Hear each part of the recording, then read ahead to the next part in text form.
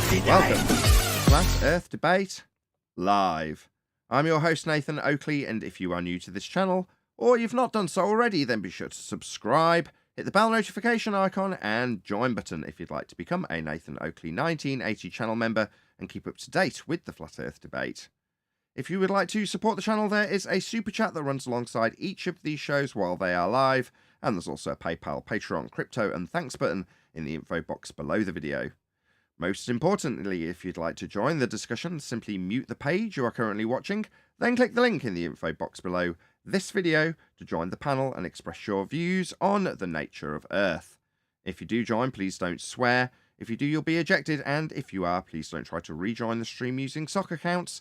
You'll be warmly welcome back on the next stream. Please also share the show on social media. Sharing the show obviously increases the live audience, but this in turn increases the chances of a more diverse panel, so please share the show on Facebook and Twitter. Now, we are joined by Neil, Paul, Righteous Force, Refracted Curvature, Brian's Logic, Sleeping Warrior, and a whole bunch of people in Discord, so welcome one and all. Yo, yo, yo, yo. Hello. Hey. Afternoon. Good afternoon. Yo, yo.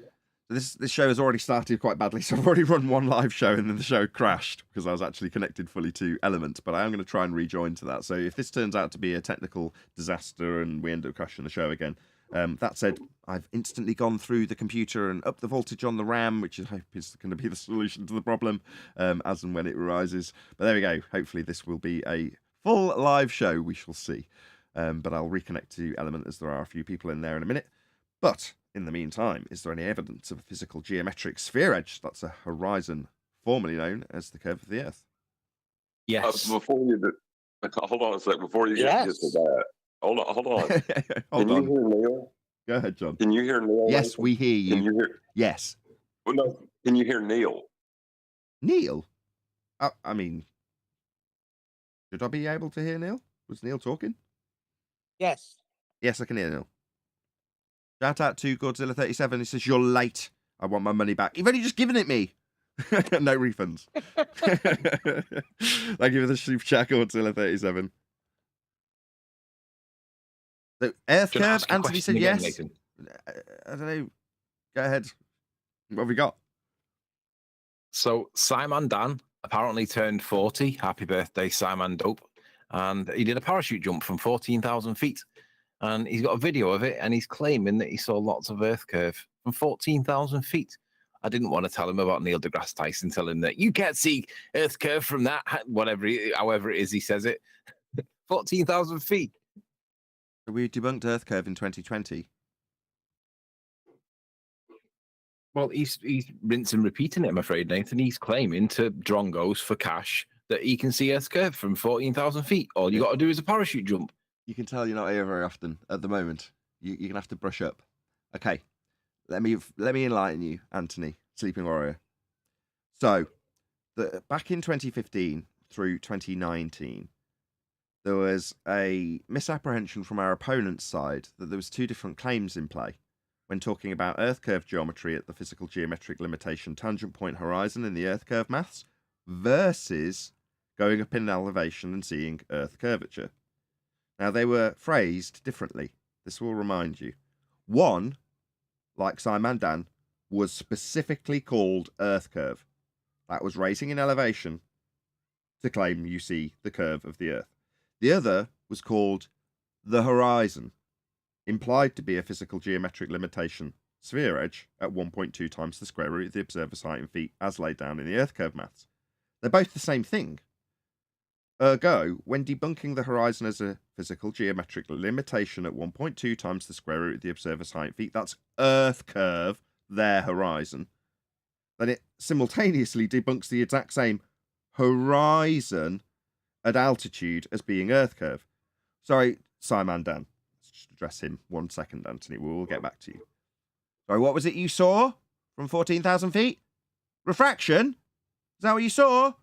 Because boats don't go over Earth curve anymore, Simon Dan, and haven't done since 2020. We debunked it with the Black Swan. Well, I think you'll find you specifically parroted off that devastating refraction rebuttal that annihilated your geometric Earth curve claim with its requirement for a tangent to the horizon. What was that? Refraction! The horizon's been refracted! Really? Well, it's not Earth curve then, is it?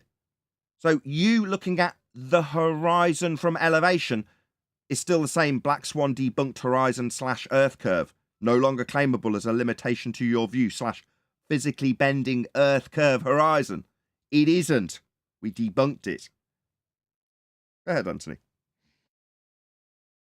14,000 feet, guys. That's what he says. I'll get about 10 minutes into this show before. Sorry, go ahead, Brian. I'm just saying, Anthony's right that he's just trying to gaslight people and just try and bring in drongos and get them to give money because nobody saw ever. Just said to Anthony earlier. No, the only people that have supposedly ever seen Earth curve is them. No one else in the world has ever seen it. But even within his own model, it states that the horizon is always refracted. That means it was never, ever geometric, which means boats could never go over the horizon because there wasn't anything to go over. So who knows what's going on? But if that's the best the globe has at the moment, I don't know. Okay, I'll wait about another 2 or 3 minutes, so we've got at least 10 minutes of a live show should it fail because I join Element again. But we are going to be covering a video today as well, which is going to be... I normally say I'm going into this blind, but it's Flat Zoid's channel, so I did watch a part of this when it was live. I didn't necessarily watch at the mark that we're going to be covering. But I did listen to Phil Bell yesterday being defended by a load of white knights when he was getting annihilated by Flat Zoid. It was extremely amusing. At the point that Craig, Fight the Flat Earth, who I now realise why I have very little interaction with the guy's just a liar. So when he starts declaring that gravity creates a force, really, contradictory to the George Musa quote, to you personally, that gravity is not a force. Now, you can think of it as a force, Craig, but you'd be lying to say it creates one. Just a liar. That's why I don't interact with people like Craig. He's a liar. He's deceitful. Don't interact with those people. It's just going to bring you down to those sorts of levels. That's your world if you're associated or interacting with those kinds of people. But you have to remember, though, that's his baby, right? Gravity's his baby in the same way that, I don't know, the Cavendish repeat that Blue Marble Science did, that's his baby. And they've all got their little slant on whatever it is topic that they specialize in, right? So for us to be laughing at gravity and whether or not it's a force or not, according to the current position, etc., that strikes at the heart of his whole existence because he needs gravity to be to be a force. He needs it to pull on matter. He needs there to be something that is pulling stuff together.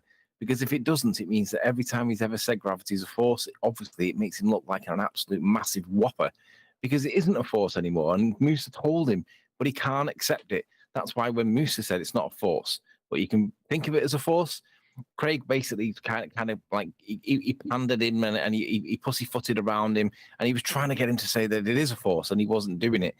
He can't accept that gravity is not a force. He needs it to be something like that acts on matter. But don't they need it to be a force for all their orbits and things like that? So I don't understand how can they supersede it when they still need it? I don't understand that. If they don't have a gravity as a force, it means that the lights in the sky are back to being lights in the sky for them and nothing more. They don't want that. That means that it must be creation. Remember when Werner von Braun said on his tombstone, he said, like, for the heavens declare the glory of God and the firmament showeth his handiwork, or whatever it was that he said.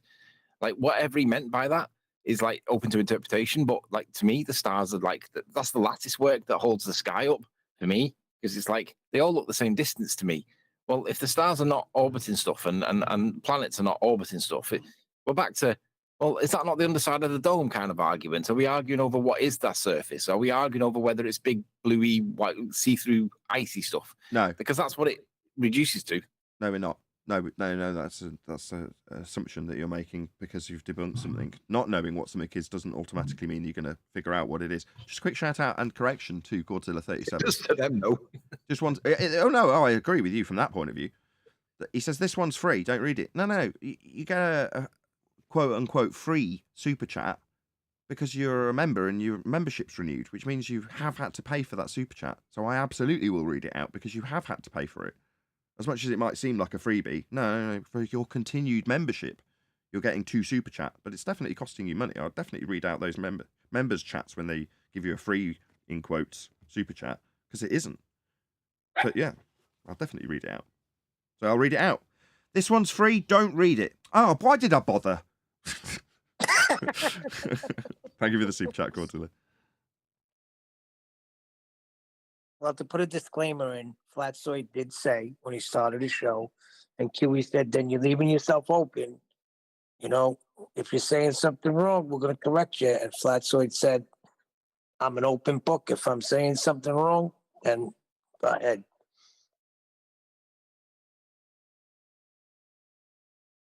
Right, can I do a quick check with Element to see if it's working? We may get 4 more minutes before my RAM craps out. You hear me in Element? Yep, yeah. Can do. Okay, as I said in the pre-show that never made it, because the computer failed, you won't get to hear the video as we cover it today, but just so you're aware. Okay, we're going to do one more housekeeping. Any evidence you can have gas pressure without the necessary antecedent of a container to press upon? Negative.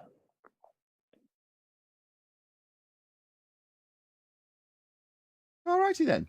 So we're going to be covering Flatzoid's video. So it's nice to be able to shout out a friendly, as much as I'm not exactly 100% sure what we're going to be covering because I've only seen it vaguely with subtitles while I was at a class today.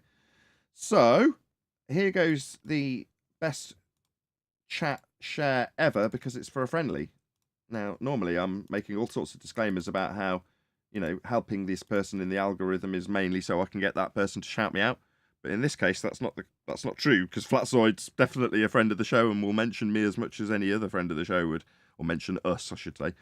So yeah, go and check out Flatzoid, and why not? Let him know. Nathan Oakley 1980 sent me. If you haven't already subscribed to Flatzoid, and we mention him reasonably often, he's pretty proactive at the moment. He's building up his channel, so as you'd expect, he's out on the circuit a lot more than I am. I can tell you that much. So yeah, go and check him out. You'll enjoy the material. His sound has just improved significantly as he's got himself a nice new desk and a nice new microphone. So it's definitely a worthy share, and go and check him out. Go and subscribe now if you're watching live. Go immediately. What are you even doing here now? Just go and press on that button and go and push the subscribe button on Flatzoid. What are you even doing here? Anyway, once those people get back, we will cover this particular piece. So I'm hoping that people around me will lead me on what this is because I'm not 100% sure.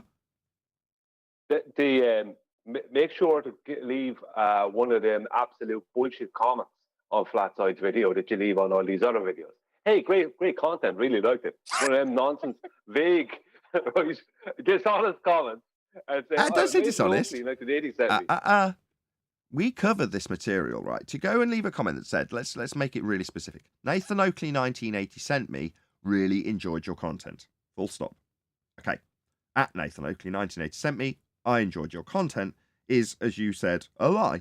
Not at all. We've covered their content, and the audience, as much as this isn't an entertainment channel, it's an education channel, there will be a certain aspect of keeping an audience entertained to educate them. And therefore, responding to a video, wrong or right, is going to entertain the audience to a certain extent.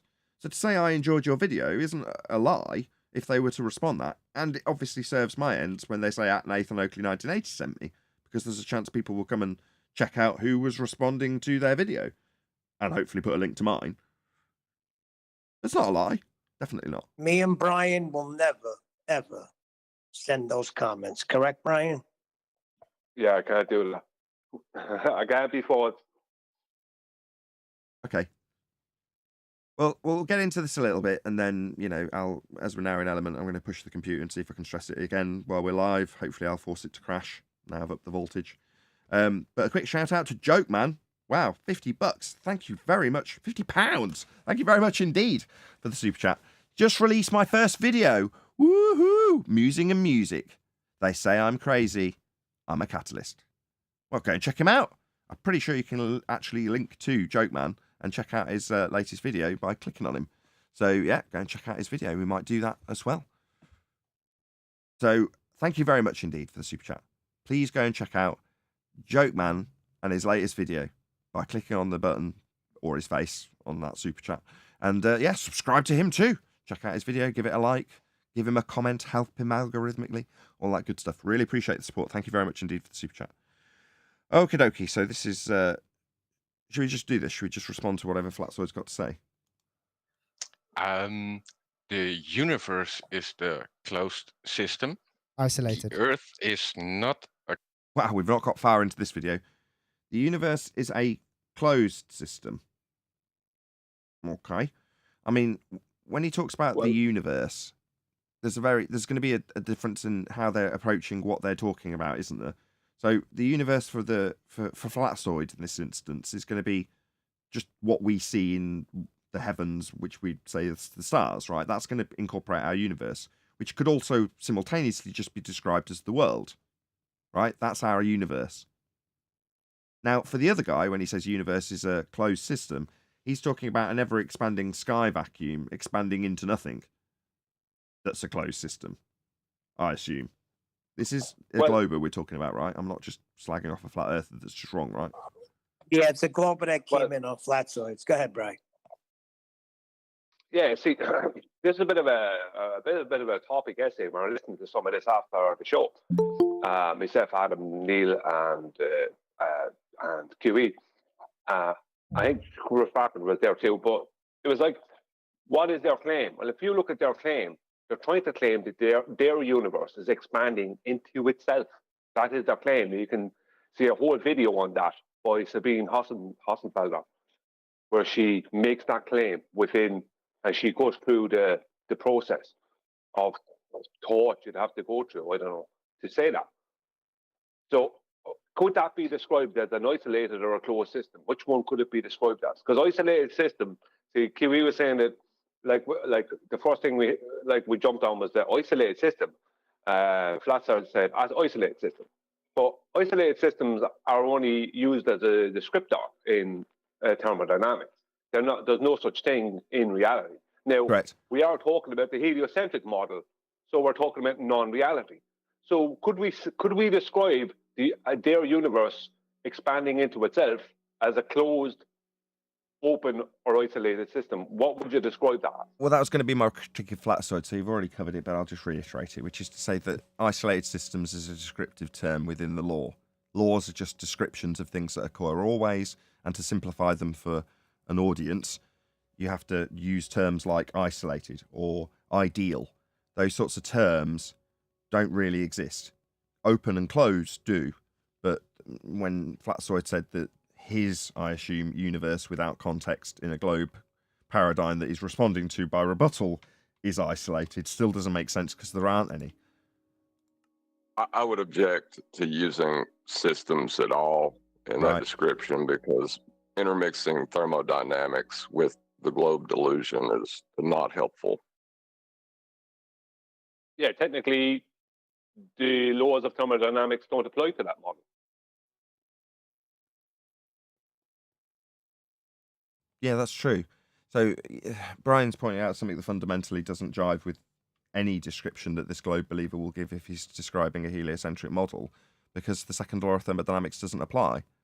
So if you're going to describe any sort of gas behavior and how gas expands or how matter expands in the question, right? He's talking about how, as an isolated system with a projection from Brian, you would have the world expanding into nothing.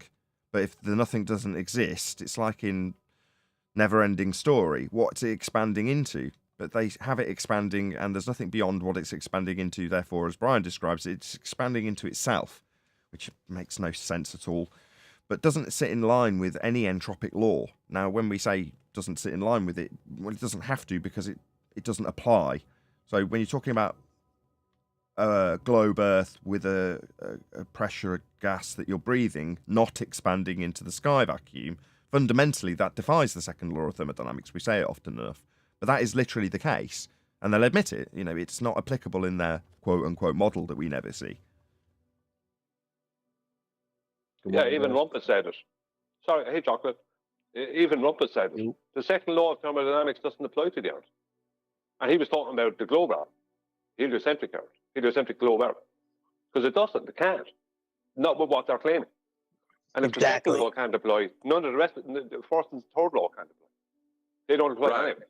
Because So in right. their the first law, world, sorry. 1 second, the first law points out that nature cannot create matter and energy, but they're claiming matter and energy was created by nature. So that's first and second law. Third law as well, so on. So I don't know. They can't claim anything to do with thermodynamics. Sorry, So that means that they don't need containment. No, that what it means is by allowing them to claim either a closed, isolated, or open system, you're allowing them to convolute the laws of thermodynamics with their model so they can claim its reality. It's greasing the skids. Precisely. Quick shout out to Joe Kerman. He says, I'm called Joe Kerman. I'm a Sigma male. In 2007, I decided I had to save the world. I'm ready. Thank you very much for the super chat, Joe Kerman. My bad.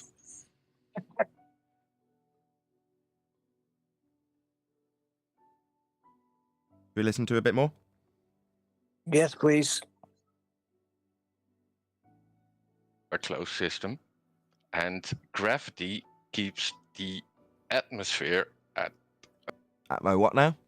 So he's already begging the question that Earth's a sphere and that the gas takes the shape of a sphere around the sphere Earth.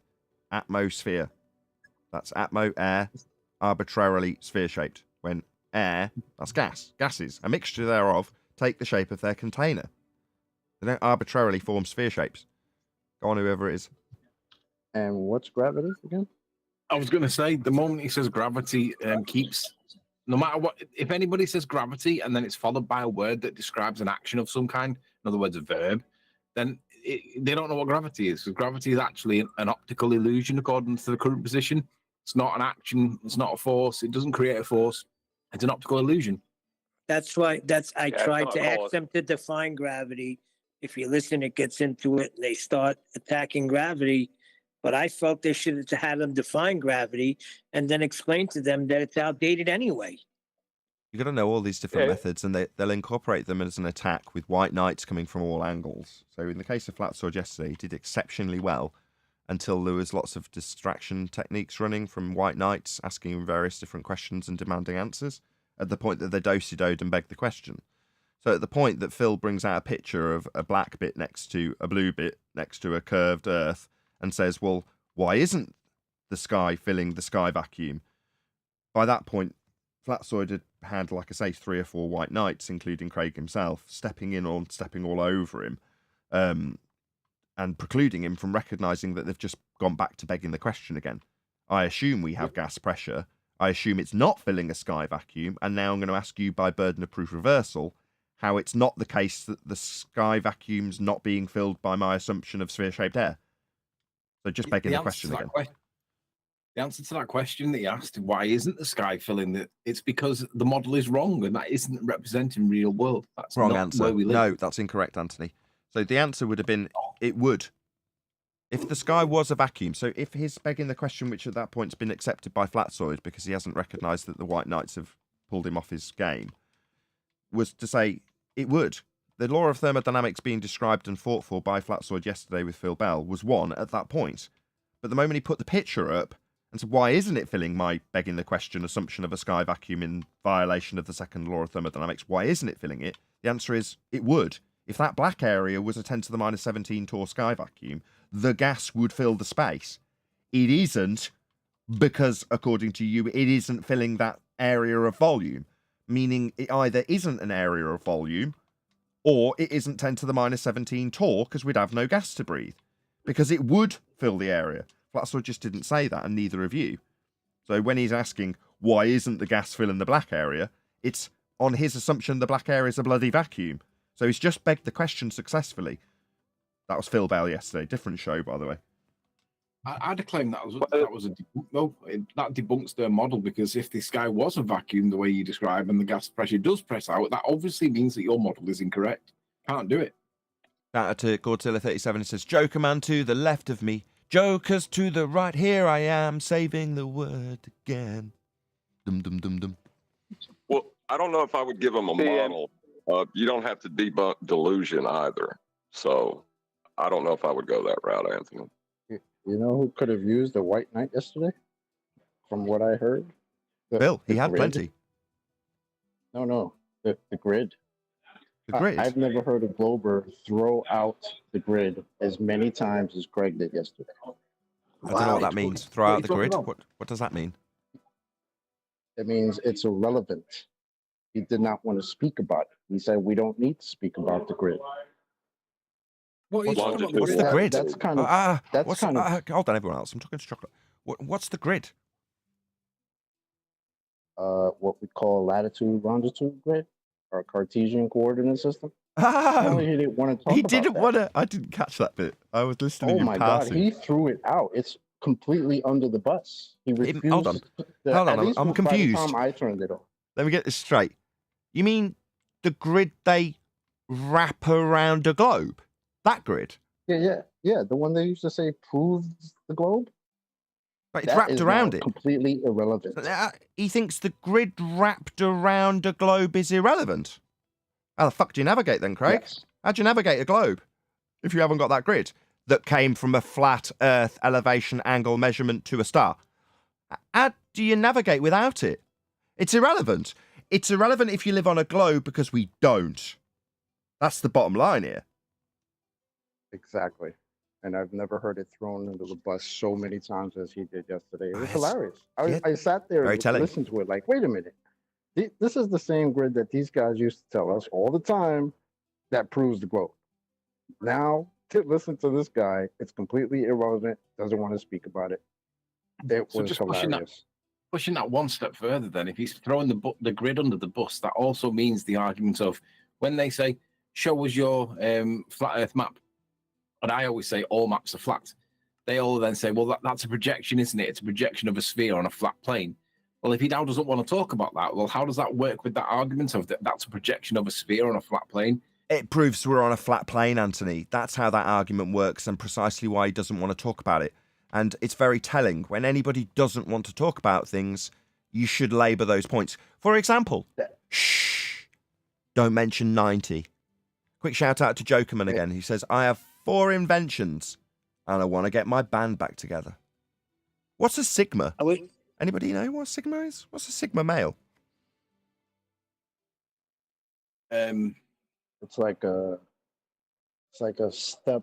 No, it's like a different. I don't know how to describe it. It's like a step. Well, then don't. above. Shh. Some people would Can somebody who does know tell me Like rather than Zoid who chocolate? doesn't really care, steps aside the norm, does his own thing. That's the Sigma male.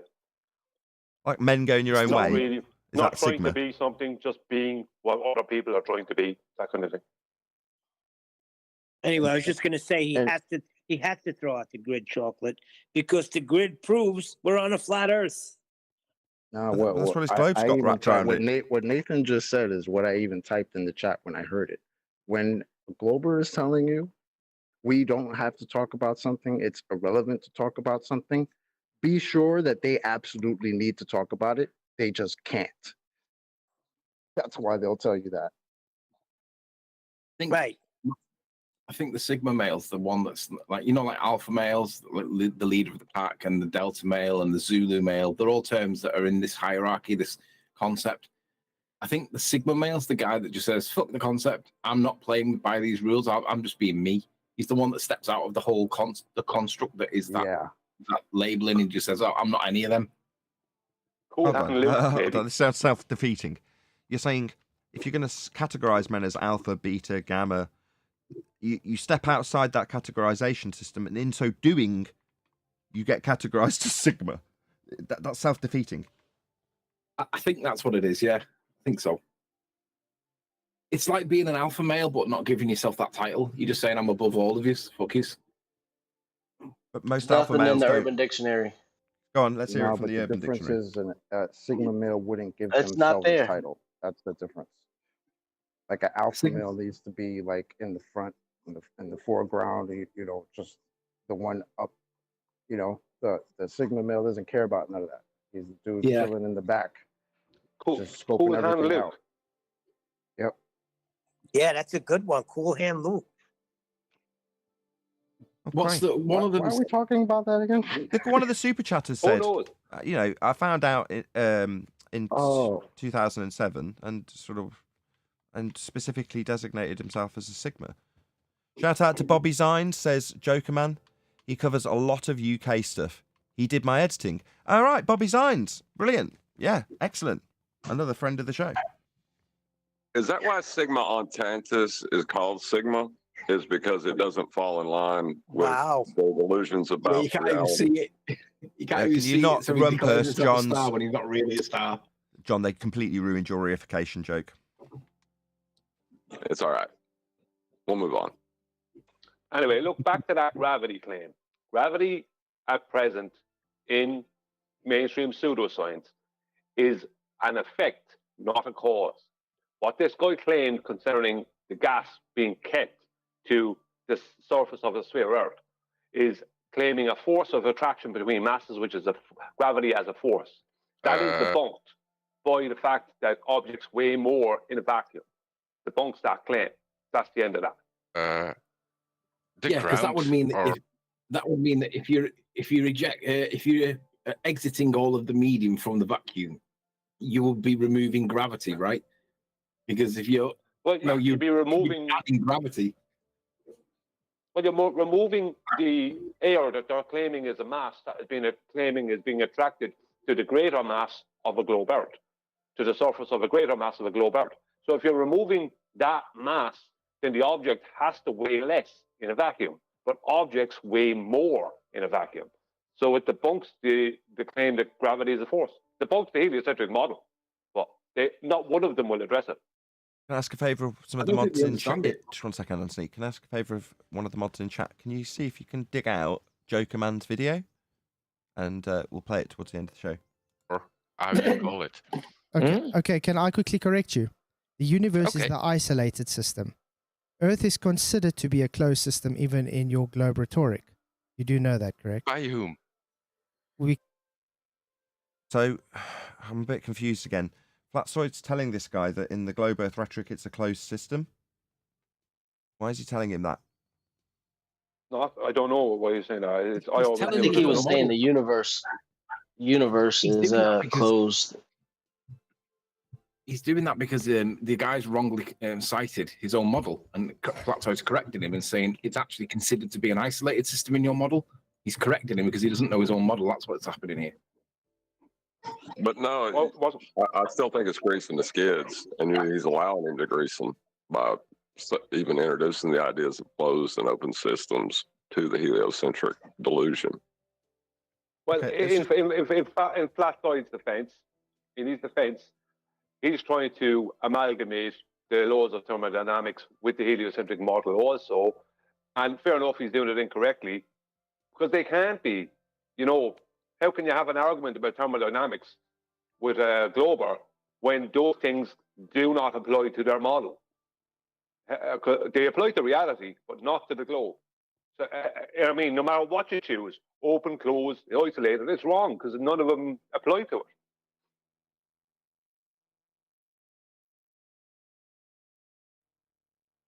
Leon. We can must have showed up on screen. Sure. Okay. Okay. Yeah. Let's first get second law.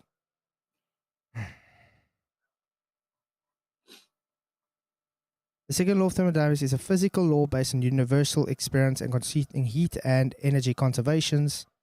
In simple terms, state of entropy of the entire universe is an isolated system. So there, you've already shown yourself ignorant there. Okay.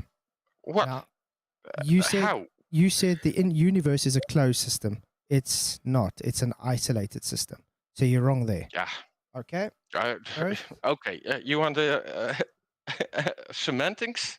Okay. No, you specifically said it's a closed. That's called sourcing. Yeah. That's not semantics. It's two different meanings. The meaning of words is quite important. I think we'll all agree. Yeah. The meaning of words is important. Yeah. Okay. Yeah. Well, that was two different meanings. Isolated. Okay. Yeah. You got me there. Okay. Correct. Okay. Here we say Earth is a closed system because only energy is naturally transferred outside to the atmosphere. Study.com. So your Earth is considered a closed system. So that you know what a closed system is in thermodynamics. But that's incorrect. I agree. Earth is actually considered open because you have astronauts and everything leaving the Earth's Yes. boundary. Okay, then we agree. Then why do stop for you a show second? me this? Because if the Earth is an open system, the air we breathe, because Yeah, go ahead. Yeah, just one thing. What they do is you end up talking to them about the model, and you can end up saying the Earth this, the Earth that, when what Flatzoid's actually saying is the globe Earth heliocentric model states this, not reality. So you can end up using the term the Earth, the Earth, the Earth, and it's all because you're in their paradigm, and you're putting yourself from an imagination point of view on the surface of a globe Earth. Whereas what Flatzoid's actually saying is what he's actually talking about or referring to is a heliocentric globe Earth, not reality, not the Earth we know. Yeah. Things separate from that. You are correct, and I agree with your critique. I would have given it. Also, on the other hand, knowing Flatzoid and watching him hone his craft, if that's the right terminology, he's getting better. And yes, you end up with a string of disclaimers when categorizing how they, incorrectly or correctly, summarize their own position. And when you put it back to them, as Flatzoid's just done, you as a flat earther have to be mindful that there's an audience.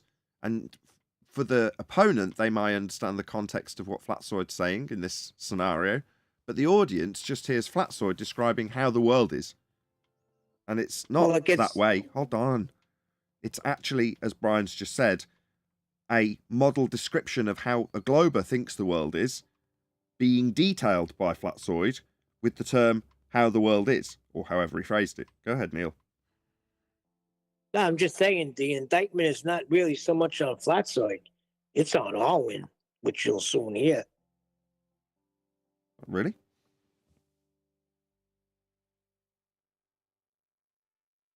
You want to expand on that? I was waiting for you to expand on that, but okay.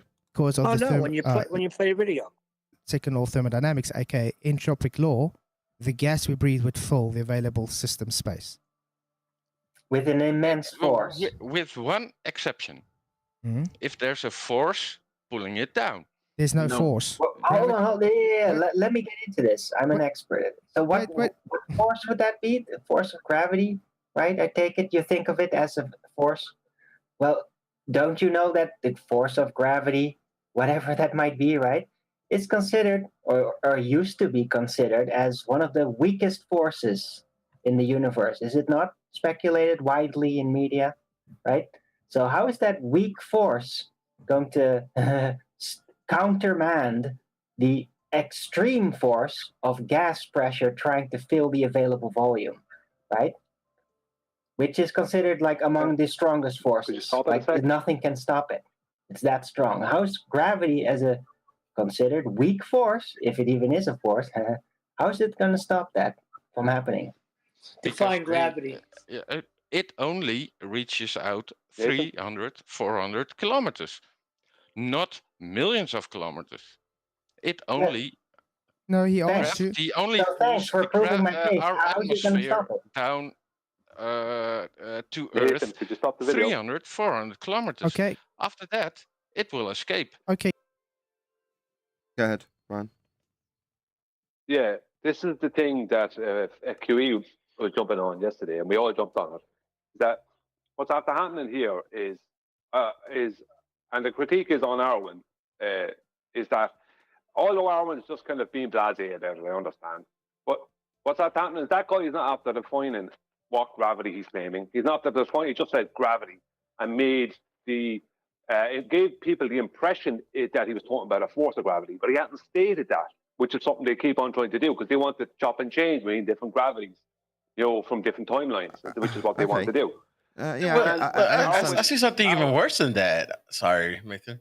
I see something even worse than Flat's always about to point him to it isn't a force, and I would wanted to give him the. Sorry, go ahead. No, you carry on. Just 1 second. He said he wasn't finished. I know, but I want you to carry on to get to the end of your point. Then Brian will pick up where he's left off. Yeah. I'm sorry, Brian. So, but Arwen gave him the force, and it just kind of played on something that isn't even considered anything now. Go ahead, Brian. Yeah, that's what I was getting to. I was just trying to do it the right way, not to hammer Arwen too bad. Hold on. But I'm confused. Sorry, Brian. basically- Just stop again. I'm really sorry to interrupt you. Arwen's not done anything wrong so far. He's been quite specific with his words, and he's leading. I can tell what he's doing. The opponent, because he's saying, in your paradigm, and then he's used the words. I think the words he used were something like, "is considered to be the weakest force," or was. I think he was even more Weasley. He said was considered to be. So Did so he far, say- I don't see anything wrong with what I think. Arwen's no. actually being more clever than you might recognise. I could be wrong, but maybe you're missing. Maybe you know but see, something that I don't. Yeah, what I was might just have said missed in the was vote from part Discord then. is- Hold on, Go on. just 1 second. The book FN. Go ahead, Brian. Then the book FN. Yeah. What was just said from Discord is the thing. Arwen is after giving this guy the claim he doesn't have. The guy doesn't have to claim it now. So later on, if anyone tries to stick the guy with a force of gravity, he could say, "Well, I didn't claim it was a force," because Arwen's after bringing that in. So, and then your man went on to talk about something 300 and 400 kilometers above the Earth, happening. It's like, so the man's gone off of the force. That's not correct. He's That's not getting away correct. with bringing in a I'm force sorry, of I've got to stop gravity, you. I'm and then- really sorry, Brian. Stop. No, that's not correct. All right. He opened with, "unless there's a force." So that's not true. He was very much up for begging the question of a force. He said it explicitly. Said it. Yeah, but he didn't claim gravity was that force. Ah, That's come the point. on. Okay, but you don't want to be in trouble with QE. I know Arwen really well. I know where he's going, and so far, all I can hear is Arwen's getting ahead of the game here, and it seems like you're being critical of someone who's leading the opponent where he wants him to go. And is Arwen here? Yeah, he also How claimed, about you but start Arwen with also defining stated, it first? Hold on, I'm Brian. actually with Brian. You're going to get a lot of people to hold on. Everyone stop. Entropy Everyone was a stop. force. Everyone stop. You're going to get a lot of people offering their opinions over the top of you, Brian, but you're going to be the primary person talking. But go ahead, Yeah. Neil, then The Rock, then we're back to Brian. Go ahead, Neil. I was saying, how about let's start with a definition of gravity? Why don't you define it first? Always. Okay, go ahead, the book. Yeah, no, I said I guess I probably missed the was part. I mean, and I thought he did said gravity is force or something like that, and that's when Arwen jumped Yeah, in. you got to listen closely. Go ahead, Brian. Yeah, Arwen, all right, your man didn't state that gravity was a force. He said with a force, he included that if there was a force, this and that could happen. He didn't claim gravity was Okay, a force. no, I He got did that. claim hang on. He did claim gravity earlier, but he didn't claim what it was. He didn't define it. And now Arwen is also speaking about entropy as a force. Entropy is not one of the fundamental forces. The effects of entropy. Okay, well, I'm willing to see where this is going, but I don't know. From what I've heard so far, I I'm not going to understand fault Arwen. Arwen's argument. I me understand too. Arwen's argument, but come on. Well, we'll see where it's going. Okay, Gag, what happens if you take a fish tank and pour sulfur hexane? No, we're listening to the Glober, but would you not say, I say this often at the moment, we'd be remiss if we didn't critique Arwen and Flatzoid as well? Well, I think so, because he's pissed off. So I don't think it's a fair appraisal. As you can see, he goes into, I don't know, you supporting him there on this approach? Me? I am you sound like preemptively assuming. You've not worked.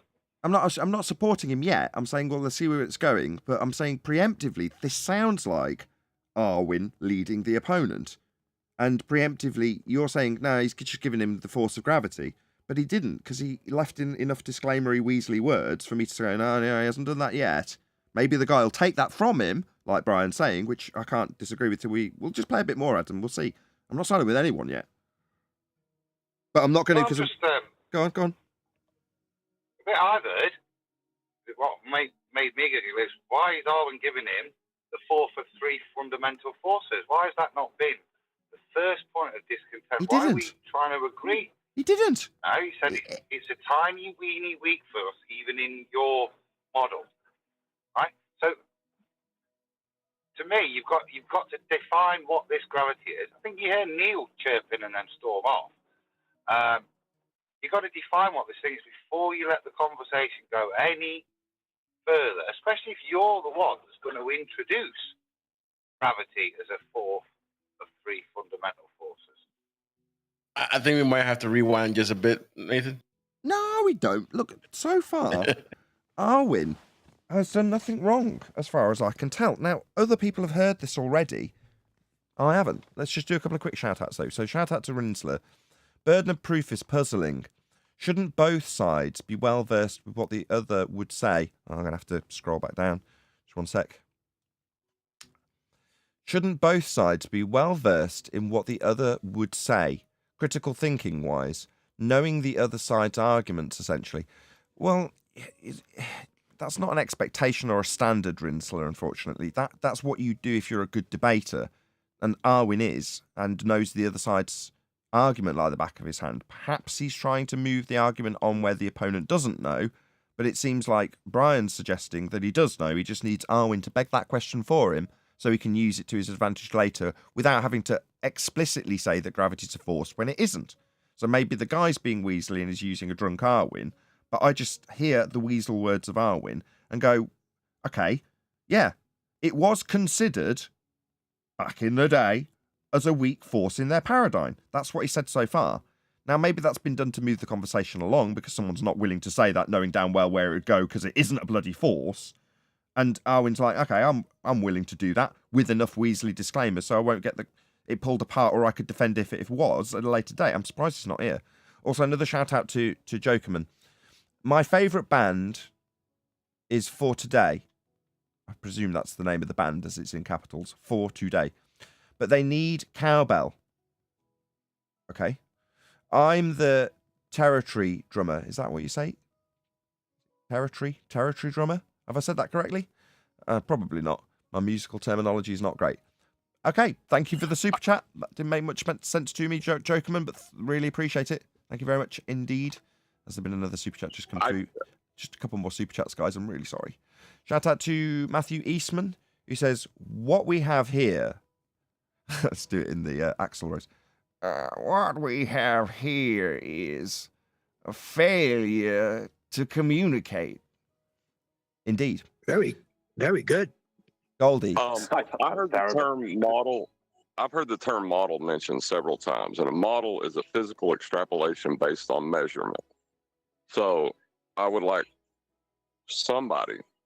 anybody, to either show the measurements the model is based on or the model at this point.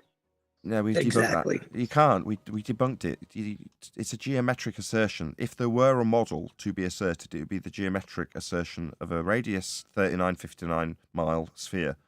That assertion, and that is the assertion, that's the fundamental claim, has been debunked. It was debunked in 2020. We debunked the geometry.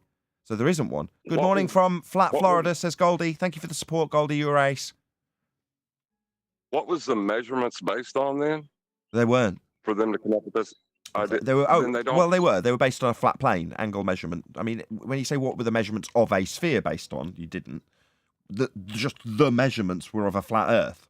You twisted them into a sphere, but there was no globe measurements. There can't be. There isn't a sphere beneath our feet. There's a flat plane. So that was what was measured. Well, that's all I wanted to bring it back to. Thank you. That's the model they're talking about. Play on.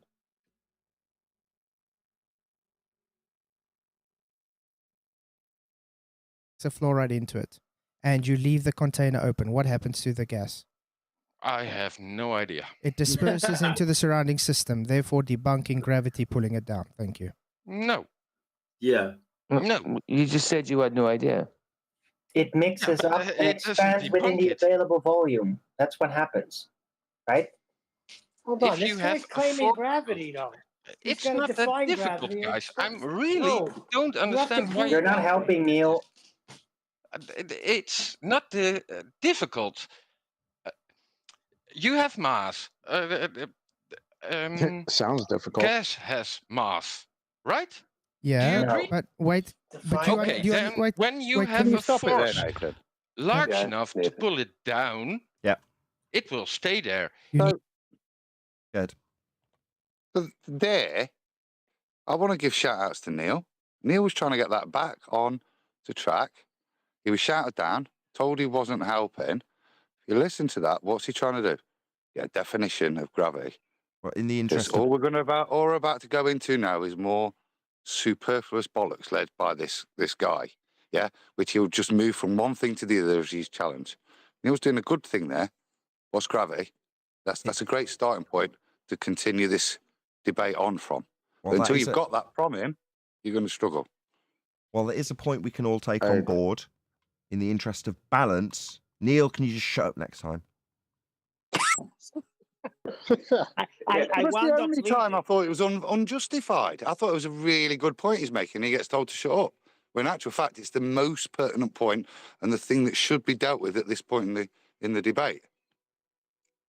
Yeah, I agree, because the guy now was about to be bringing in, he's just stated that the air has mass, you have mass, and said yeah, and got people to kind of tacitly agree to that. So he's moving it further and further into the paradigm that he wants. And Neil was right. The guy hasn't defined anything, and he should have been, Neil should have been listened to by Arwen there. Is everybody Especially okay? after giving them that gravity is the weakest of the forces. Like, then you're gonna tell Neil it's not helping. Like, I have to agree with Adam on this one. Love you, Arwen. It's always important to define terms when you're debating someone. Always. The most important thing you can do. Also, in the interest of balance, Arwen was right. You're all idiots. I was trying to get them back to realize that it's not a force. It was superseded, and it's now a bending of a concept. But what are you going to do? Even if entropy says it has to expand. Wait, gas doesn't allow itself to be pulled. If you apply, hold on, if you apply force to a container, guess what's going to happen to that gas? It's not going to be pulled down, right? It's going to go into opposition because it's less dense than the rest of what's in that container that is moving, accelerating. So it's going to just redivide itself. It's not getting pulled. Their gravity doesn't exist. It's density. Okay, can I ask Gaig? Can I ask you, Gaig? You know what gas is? The gas behavior. I know what gas is. Okay, so you would understand it's unbonded, and it moves around in all directions constantly, and it has what we call elastic collisions. Do you understand what that means? Nathan? Elastic collisions. Yeah. Please elaborate. Nathan? Yes, go ahead. Before we move on to that, but I understand why Arwen said you're not helping. It's because they wanted to destroy the paradigm of the force holding the gases. So yeah, Arwen was actually correct. He wasn't helping because then he would have defined, and they would have started going into the definition of that well, it's not a force, it's currently this. They wouldn't destroy the paradigm that they had with, well, gases are held by that force. Okay. Yeah, but the problem I'd have with that is that it's a paradigm Arwen went into, and Arwen stating that a gas that can't be pulled down by a force of gravity will allow the guy to beg the question that that's how he's going to switch that into some other nonsense, as opposed to just nip it at the bud and point out that objects weigh more in a vacuum. That debunks that claim outright, that gravity is existing as a force and pulls gases down. Because in our model, because the man just stated that that the gases and air has mass. That means he's giving them weight, which would be a downward vector. And that's like, if I just jumped in there and then, that's what I would jump on. Then he would have to define mass. Slightly different direction. Yeah, he has to be defining that. Yeah. The thing is, we're not really arguing about how well Arwen did. We're arguing about a rate limiting step to get this over with quicker, right? Yeah. Correct. Okay. They're just so we don't have to be too hard on them. Some people like to play with their food, we know. Won't lose any energy with collisions. So is it telling us that we're wrong and they don't know what it's talking about? Yeah. Gas can only change direction with a collision. The only way to change direction is with a collision. The mere fact we have gas pressure means it's collided to change its direction. I'm not sure about that. Yeah. Can you show me any gas in existence that does not come in containment? Sure. Okay. What do you breathe right now? That's contained. Nitrogen, oxygen, argon. They're all okay. And they're all gases. And what happens? Does it have? So yeah, that's presumably where Flatzoid fell victim to the burden of proof reversal fallacy and begging the question fallacy. Because what's occurring now? Flatzoid's being challenged to explain something when the claim is that the sky is a vacuum. That's the overriding claim that needs to be defended. Now, when he's asked about how he's breathing gas, that's the opponent's way of saying, if I assume that the sky is a vacuum, then how is it that we've got gas pressure gradients, or, you know, how are you breathing at all? Because I'm going to assume my paradigm with a sky vacuum and gas pressure, with you breathing it, for me to then reverse the burden and ask you questions about that system.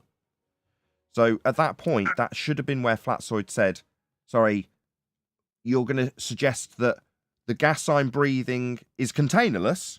In order to achieve the gas pressure, you're going to ask me about the containerless system you assume it is. That's a begging the question fallacy. No, we're going to get into lung function now. Should have How said lungs function. should have said I'm breathing the proof that we have a containment. Perfect. Just everyone else shut up. Did it. Everyone else shut up. Chocolate, can you repeat that again, please? Exactly.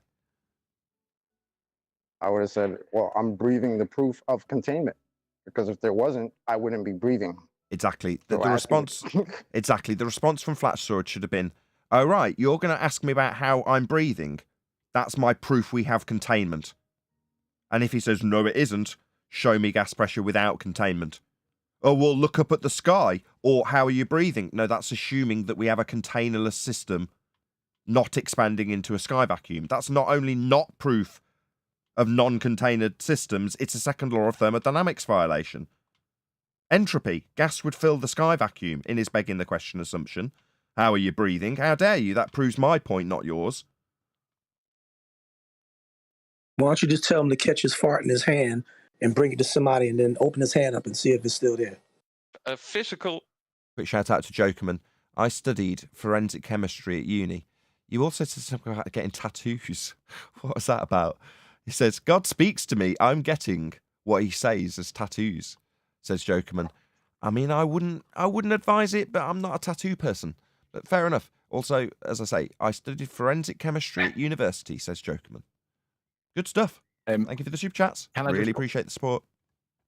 Go on. Can I just point out that you can fart into a cupped hand and pass it on to I your don't mate? need to We've done know it loads this. of times. Look, when I use I farts in my examples, it's endearing. When you do it, it's just northern and disgusting.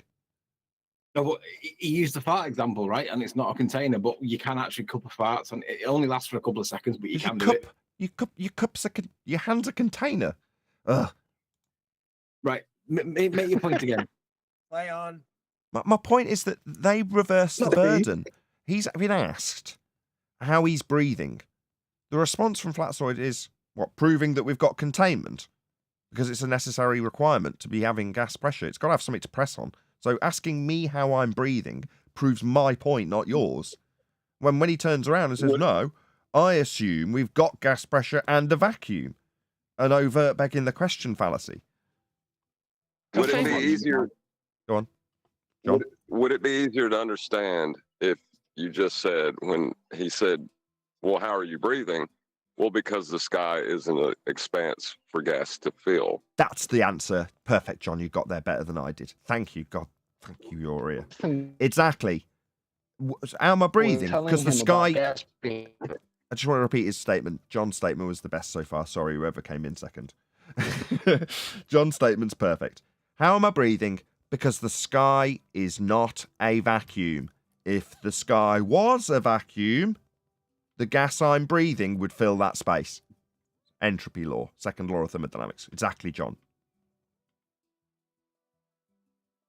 Well, what your man asked was, what are you breathing now? And the answer to that would be something that can't that it couldn't be breathing in your model? Pressurized gas, meaning it's at pressure in containment. Yes.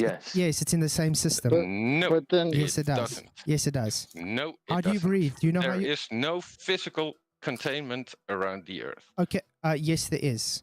Now, do you know how your lungs Okay, work? show me. That was a listen, claim. Geig, Show me. Geig, Show me. don't Show me the overtalk me. physical containment He's that you literally just taking his own claimed. head Don't- off. It's a Geig, natural Geig, antecedent for gas Geig, pressure to exist.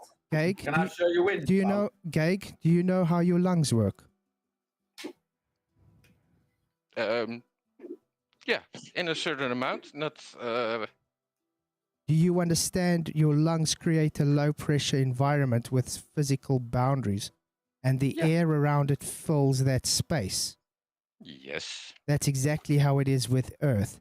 If you did not No. have a physical boundary around Earth, No. the air would fill the available space because it's a separate system. You said you understand thermodynamics. Not because it's a separate system, because containment's required.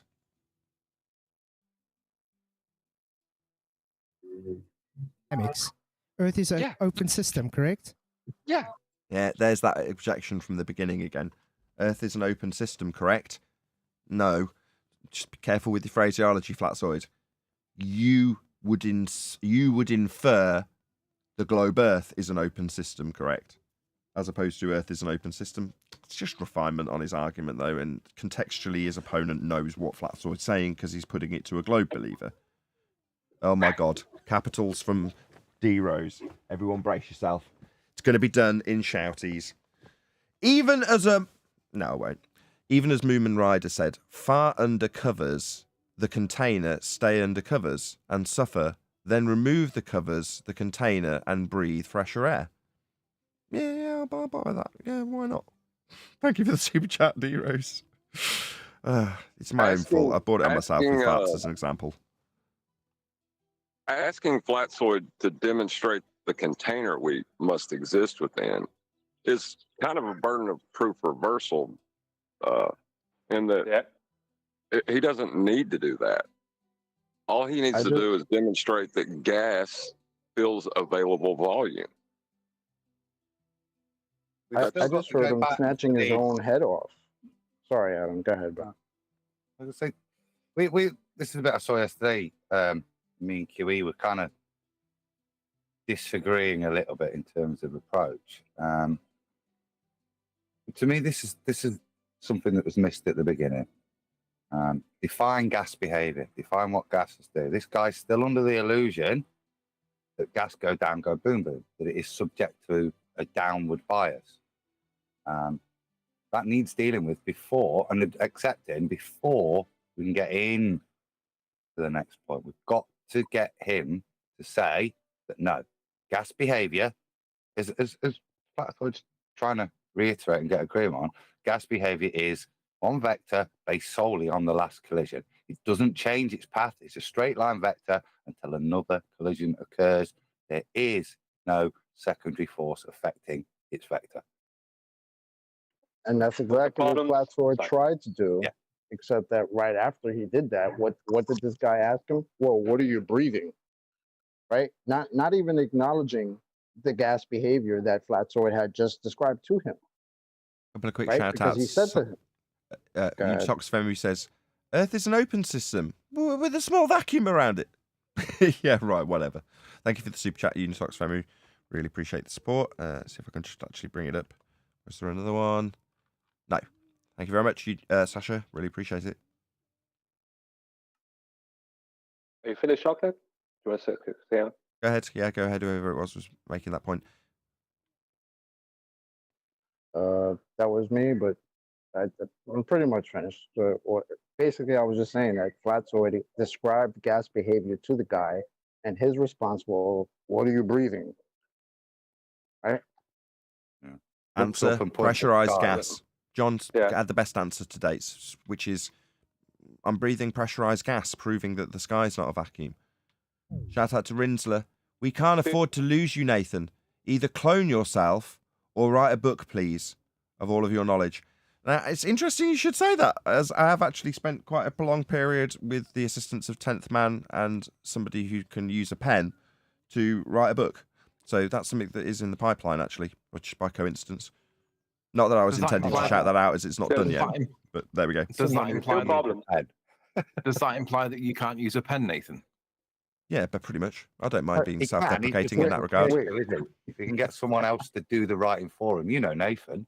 That's the Yes, best I am word for it. fundamentally lazy. That's correct. Adam knows the score. I'm I basically didn't lazy. go that far. I didn't feel the indictment was needed just to explain what was required to make you happy. We all know Nathan's lazy, and if somebody else could do the work, they'll allow it. No problem. Sorry, now, there's two things I must point out. Nathan cut off chocolate when he brought in the super chat. He didn't leave a chocolate chance to finish. That was kind of rude, Nathan. And secondly, the only reason that this nonsense is going on within the video is because your man got to have a force of gravity that he didn't even have to claim, and nobody correctly debunked it. The only person that was there doing the his shit actually after he was cut off and say, Nathan. well, Neil was actually there, like Johnny on the spot, you know, getting the right points in, but he was getting cut off by Arwin. Irony of ironies. Anyway, shout out to James Richard. He says, water will fall off the edge of a flat earth, yet a spinning ball is perfectly reasonable. Hilarious. Yeah, right on. Good stuff. With my RAM at 69 degrees, verging on 70 degrees, I'm tempted to just push this computer a little bit longer and stay live. Because you guys are all right in Element? Yeah. We're all good. Yep. Amazing. Oh, no, perhaps not. Somebody's causing some feedback. No, it's because they were linked. No. It's because they were watching the live stream. It's okay. I don't need to panic. Anyway, right, I'm going to take this opportunity, though, in case the computer does crash, to round out in a way, in a fashion, or whatever you want to call it, by saying, first and foremost, a huge, massive, enormous thank you to both Discord and G Plus Panels for making this potentially extended live show possible. And, of course, a massive thank you to all of you from the live stream audience for liking, commenting, sharing, subscribing, joining as a Nathan Oakley 1980 member, renewing your membership, smashing the super chat, all that good stuff. But, as I say, we may stay live for a little bit longer, but that will serve as an outro should the computer crash. So we'll carry on. We won't necessarily carry on critiquing this video, I don't think, guys. What do you think? Is there anything more to be covering in this particular regard with Flatzoid's video? Yeah, keep it going for a little longer. Look, we need to line it up, but that's where we got up to yesterday looking at it, but we weren't really interested in that. We wanted to shred Neil. He comes back after he's sulked later on. So maybe another day. I was joking earlier, Neil. I hope you realise me giving you a ribbing was just, you know, in the interest of balance and all that. I absolutely recognise that you are on point here. I don't know if it needs more acknowledgement from me because I'm often more sarcastic with you than not. So, you know, props. Kudos. Earth is an open system. It's gravity pulls the atmosphere down. Can't. There we go. Earth is an open system. Gravity pulls. That would make it a force. Stuff down. Nope, and nope. Oh, It can't, maybe he because wants it's not to a force, debate first his of all. own side. And I told you, gas can only change direction with a collision. So gravity cannot change the direction of gas. Yeah, that's a claim you made, but I'm not It's sure not a about claim, that. it's demonstrable. You're not sure what we are. Yeah, okay, you're sure the Earth is flat, and you're wrong about that. But Okay. yeah. The burden of proof is on you because you are going against the second law of thermodynamics. You are going against what gas behavior is.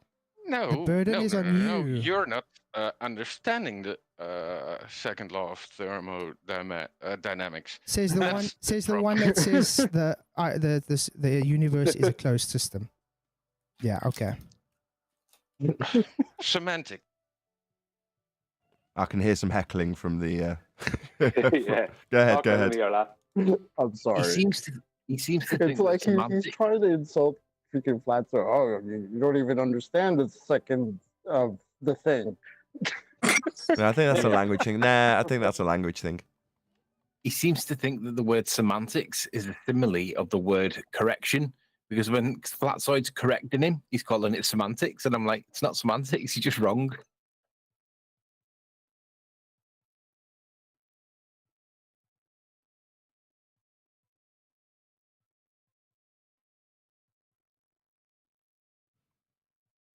Sorry, I was on mute when I was trying to shout out the super chat guys in Discord. Sorry, G plus rather. Original D Rose, thank you very much for the super chat. Didn't even know it was a video being critiqued. I thought the dum-dums were live with us making fools of themselves. No, we're actually critiquing a video from Flat Zoid from yesterday or a couple of days ago. Saturday. Yeah, but he can't claim any of them, Adam, because none of the laws of thermodynamics can apply to their model. So not only is he shopping and changing between these three definitions, one of these three systems, one of them is only descriptive, but he also can't do that. Like those things don't apply. Like the first law of thermodynamics states that nature can't create matter and energy. Yet that's the beginning of their whole Big Bang claim, even though it's not theirs, it's Catholic Church. And second law of thermodynamics doesn't. Rumpus even said it. It doesn't apply to their Earth, their globe Earth. It can't.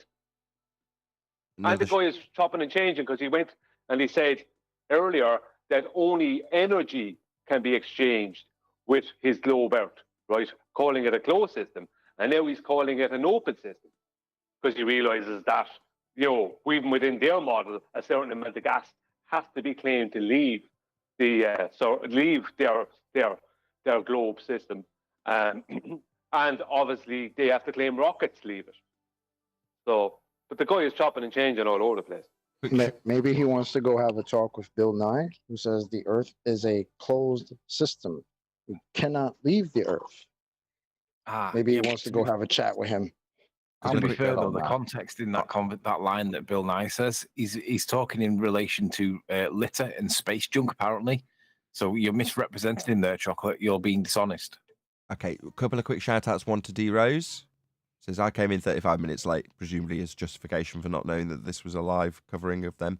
Yep, fair enough. And he says, now I'm broke. No more super chats. I really appreciate the support, D Rose. So thank you very much indeed. Really, really appreciate it.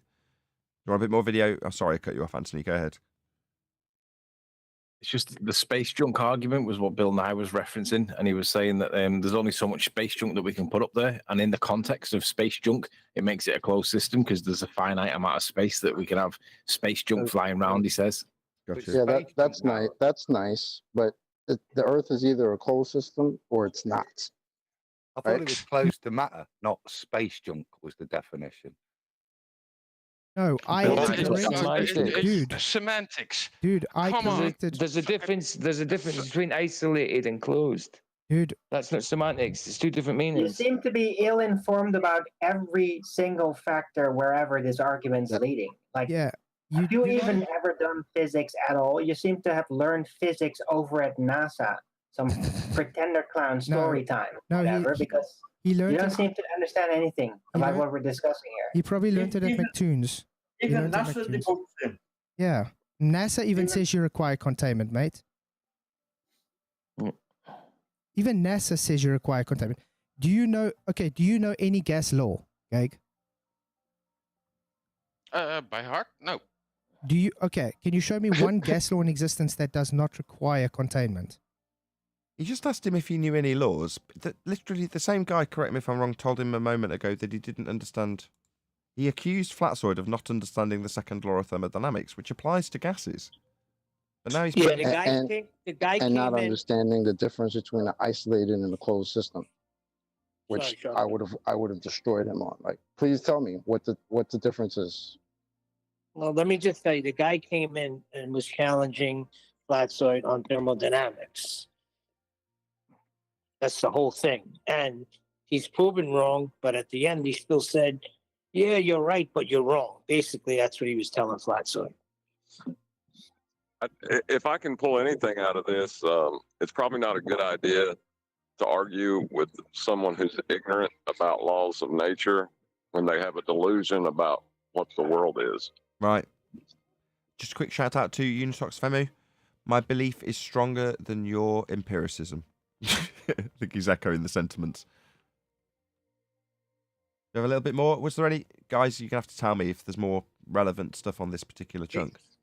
It descends, as I remember, from that. It was Saturday, weren't it? It descends in this with just lots of frustration. I don't know about you, Neil. Because you basically getting to the point where everybody's saying, look, dude, you came in saying, and with the wrong definition, you claimed it's semantics, you know nothing. That's why it goes through a bit more, like now mentioning some of the other gas laws, seeing if he could even be familiar with them. He doesn't. Standard Dunning-Kruger. Adam, I do eventually get it off that, hello, gravity is no longer a force. It has been superseded. I do finally get it in. It's agreed, and then it's moved on.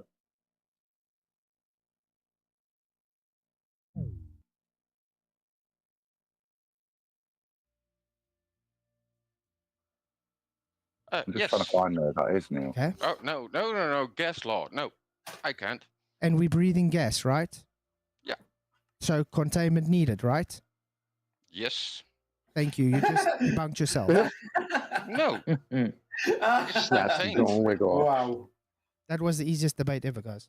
No, it's contained in the universe. Yeah, well, then it wouldn't radiate out like it does, wouldn't it? Because if there was no can you other demonstrate force a gas pressure gradient?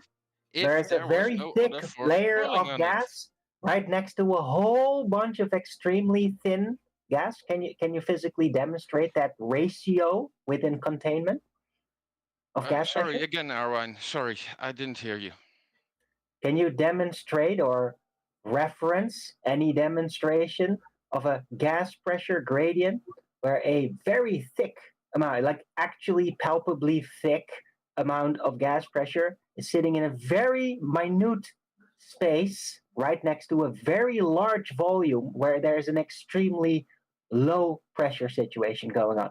Can you physically demonstrate that? Has anybody ever been capable of demonstrating that? Because that is the scenario that you are claiming with the heliocentric claim, because that's what's palpably going on, right? Very thick compared to the thin amount of air that's claimed to be in outer space. And then considering the entire volume of that, that doesn't comport. You can't have that super thick layer of gas sticking onto something, right, to that enormous amount of volume being that thin. There's no way you can ever create that scenario. On Earth? No. No, not on Earth, anywhere. Yes. No, you can't create it anywhere. You can't demonstrate that gas pressure ratio, that gradient formation. Doesn't exist. It only exists in science fiction. No. Yes. It's on Earth. Yeah, you can demonstrate it. That's right. No, I can't demonstrate it because it doesn't exist. No, it only exists in your imagination. Entire Earth. Okay. Yeah. Okay, you can't demonstrate it. Okay, Guy, you can see my screen, Guy. Yeah. This is from NASA, correct? From the Glenn Research Center. Can you read what's at the bottom there where it says wall? The pressure of a gas is then a measure of the average linear momentum of the moving molecules of a gas. The pressure acts perpendicular, normal to the wall. The tangential shear component of the force is related to the viscosity of the gas. You understand what pressure over force of area is, like PSI? Yeah. So you do understand that means containment, correct? No, in a perfect gas environment, yes. Why is it that every demonstration for gas pressure requires containment? Because it's on Earth. Okay, let's put it this way. You measure your pressure gradient. Do it in space. Okay. Then you're correct. But doing we can't do it in your fictional medium. Yeah, again, that's where he's begged the question. Exactly. Do it in space, because his entire premise, as pointed out by me earlier, relies upon him begging the question that there is a space. So if he's posing the question, what are you breathing? What am I breathing with the assumption that the sky is a vacuum?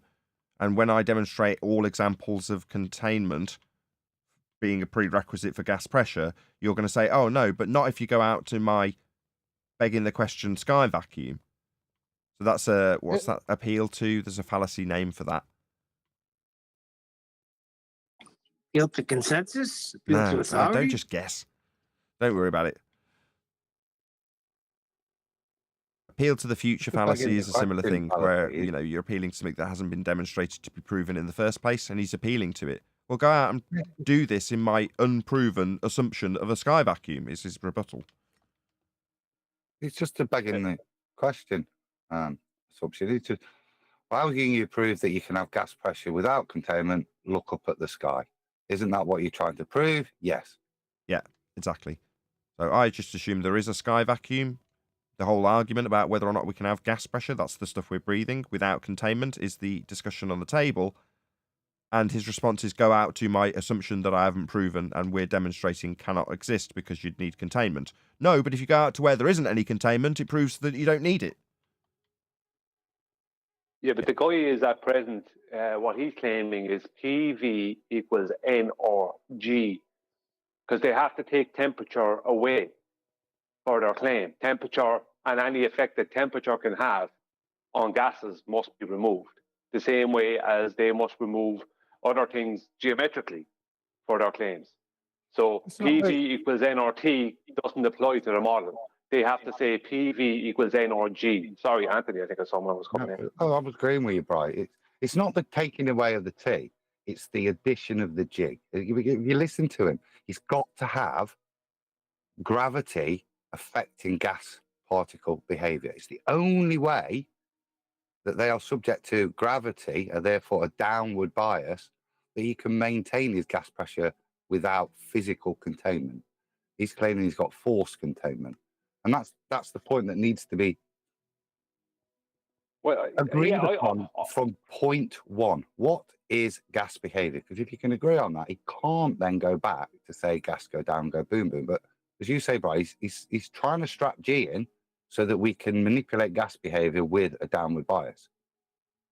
Well, why I say he's removing the T is one that of you in G+ because needs to mute. One of you's causing feedback for Brian. Can you all mute up if you're not already? Go ahead, Brian. Okay, thank you, Nathan.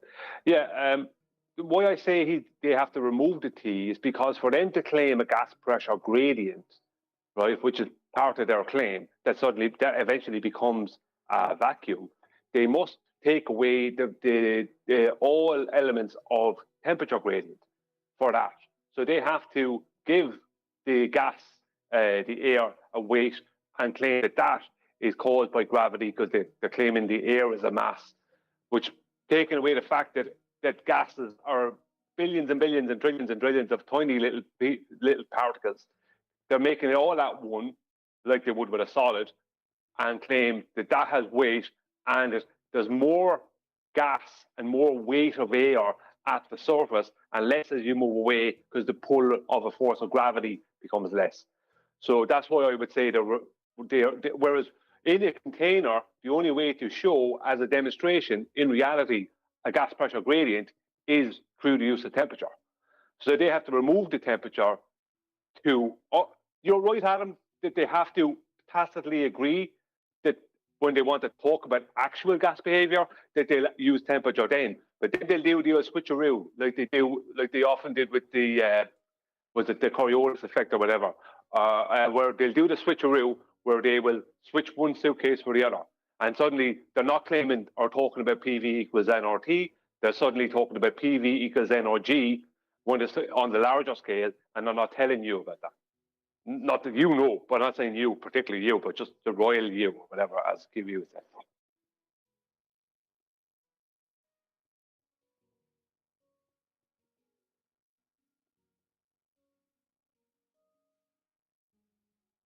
Right, I'm going to step away for a second just to make a drink. Hopefully, I was hoping Sleeping Warrior had lots more to say than he had, but obviously not. Come on, Anthony, say something. I'll play a bit of video, it's okay. We can have a chat if you want. You've already conceded with every step that you can't actually demonstrate it.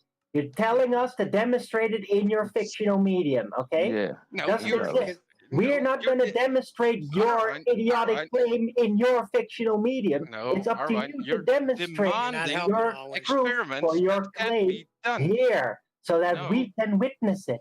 Yeah, but you're demanding experiments that can't be done. What experiments? Well, then it's nonsense, and you're just blabbermouthing wait. a fictional nonsense situation. No, just because it can because be you done, can't demonstrate it. Flatzoid, can I ask you a question? Yeah, Neil. Sure. Flatzoid, where else are we going? Are you going to say that's his concession? Experiment that can't be done. Go ahead, Adam. He's got that. But I was about to compliment Arwen. Smashing him, not letting him go, jumping on him, but keeping focused now. You listen to it, and he gets that admission by staying focused. Yeah, shout out to Arwen. That was nicely Brilliant. Brilliant. Didn't let him go like a dog with a bone. He just kept ragging at him right until he got the collapsed admission. And he did get it. That was a concession at the end when he's saying you can't do this. It's like what he's actually saying is you can't achieve gas pressure without a container, but with a hint of it can't be done because of my excuse. Go out to space to do this. So in saying that in response, his only defense is to say, you can't go out to where I beg the question exists and haven't proven, therefore this can't be done. It's not an experiment, therefore this isn't a fair win. That's his only rebuttal at this stage, right? Yeah, I don't think he's figured that level of defense out, to be honest. Yeah, he snatched his own wig off. Yeah. That one. His defense was there are no experiments. You can't have experiments for this.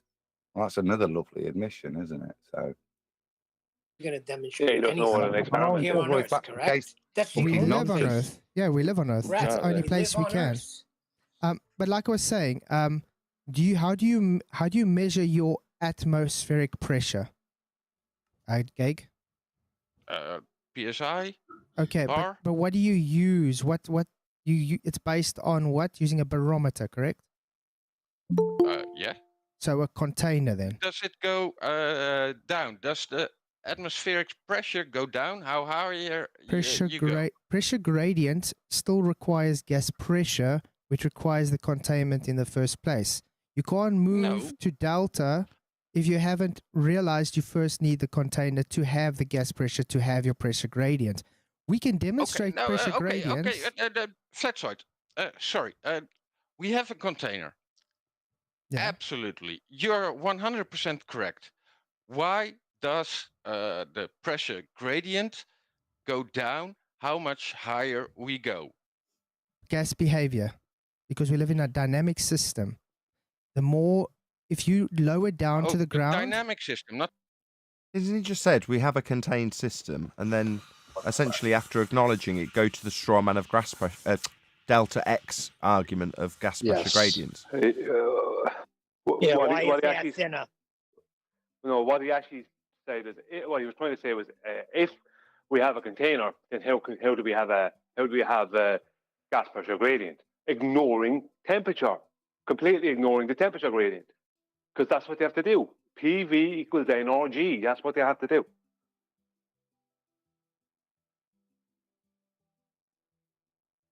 Not closed system. Dynamic that has closed nothing system. to do with the containment. It has to do with the content. Yeah. It's because it collisions. There's less more gas, collisions. Less gas. Okay. And there's many different influences. There's temperature, heat, different types of gases. Right. Gases coming out of the ground. Gases reacting with things on the ground. Denser at the surface, and the gas pressure is lower the higher you go. Okay, Gag, let's do it this way. Nathan. If you climb in a car and you stick a pressure gradient. Yeah, go ahead, Brian. Yeah, thank you. Like what the guy is doing there is ignoring temperature completely. You hear him. How come we have the most pressure at the surface level? That's where the most heat is, right? The less the heat, the less the air content, because there's less movement. That's where the most gas is. Why go to temperature? That's where the gas is created, and in a lower volume. Yeah, you can speak to temp. Why even go there? That's where it's mostly created with the least volume. I did say that. Hold on, you're making it hard to hear, Neil. Right, hold on. Both Quantum Eraser and Brian are correct, right? However, I would undermine both of them by saying that this is buying into the burden of proof reversal fallacy. There's no reason for Arwen or Flatzoid to justify why we have a gas pressure gradient. Do we have one? Yes, we do. Are they making a claim about the sky? No, they're not. They're asking how the sky can be a vacuum, given that we have gas pressure. So is it up to them to justify why there's a higher pressure at a lower altitude versus a lower pressure at a high altitude, or justify that with temperature or the existence of the creation of gas at a ground level, therefore increasing the quantity and pressure? No, they do not. It's a burden of proof reversal fallacy. Prove that you can have a sky vacuum. That's your paradigm's fundamental requirement. Your burden, you prove it by proving we can have gas pressure without a container. We've been straw man. We got an admission, and then he went to gradient, and people have jumped on it because they know the answer. You didn't need to go there. Go back to his admission that we've got containment. He had just admitted it. Okay. If he wants to go to gas pressure, we just or gradient. We've only got to say what is the antecedent for gas pressure first and foremost before we get a gradient. And Flatzoid kind of does that. They're the points to stick on. Don't go about it's produced at the ground. Don't go anywhere that. Don't talk about temperature, hydroscopic effects. Yeah, there's no need to justify the gradient. He's just admitted there's a gradient.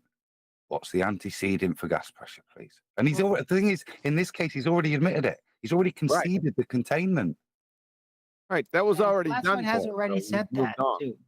Flatzoid already said that the whole antecedent relationship before he then claimed what causes the gradient. Right, so it's already been discussed technically. Owen, props I've just given you. Right, you was on about the other one was talking. Was I a little bit over the top? If that was the bit you was on about, I just gave you props for it. You weren't over the top. You were just dogged because you knew you'd got him. So you stuck with it, and you were over talking a bit, but you were one that was in primacy, in my opinion, anyway. And you got him, and you got the admissions out of him. Right. Well done. Yeah. And that's also the reason why I stopped Neil, even though he was going to bring up a very legitimate point about gravity. Is just the timing of it. You know, Yeah, I was Neil's right in timing the was middle right. of that ride and was getting there. No, that was at the beginning where Neil should have been listened to. Neil then disappears. You and Flatzoid have run this bit, and you I got think there. that guy was right. I think that guy was right, though. I was wrong because they were trying to focus on gas and gas pressure. So maybe it was the wrong time to say that. No, he's invoked gravity. Get him to define it first, because he's going to invoke it having an effect on gas pressure behavior, on gas particle behavior. So before we can then hold him to that, kind of need to know what kind of gravity is going to invoke an effect on gas particle behavior. Couple of quick shout outs. Sorry, just one sec. Just one sec. Unitox Femi, Sasha, thank you very much for the super chat. He says, gas pressure gradient speed is only 66,000 miles per hour. Thank you for the super chat. And Rob Keane says, yo, back at you. 40 months as a member. Wow, just goes to show. Thank you very much for the super chat.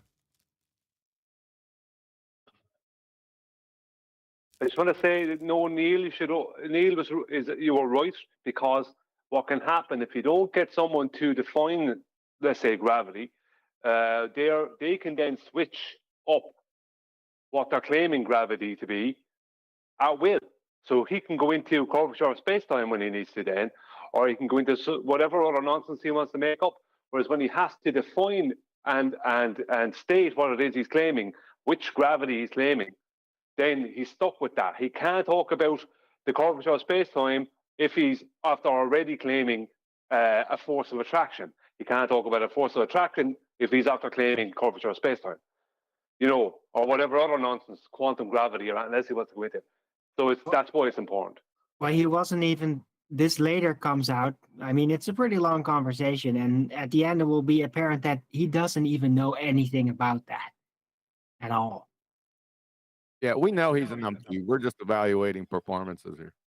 Quick shout out to sorry, one sec. Shout out to Skeptic936 who says, Divergent Droid rocks. I couldn't agree more. Thank you very much indeed for the super chat. Yep, what's up? That's very barometer. And you let it sit in the sun the whole day.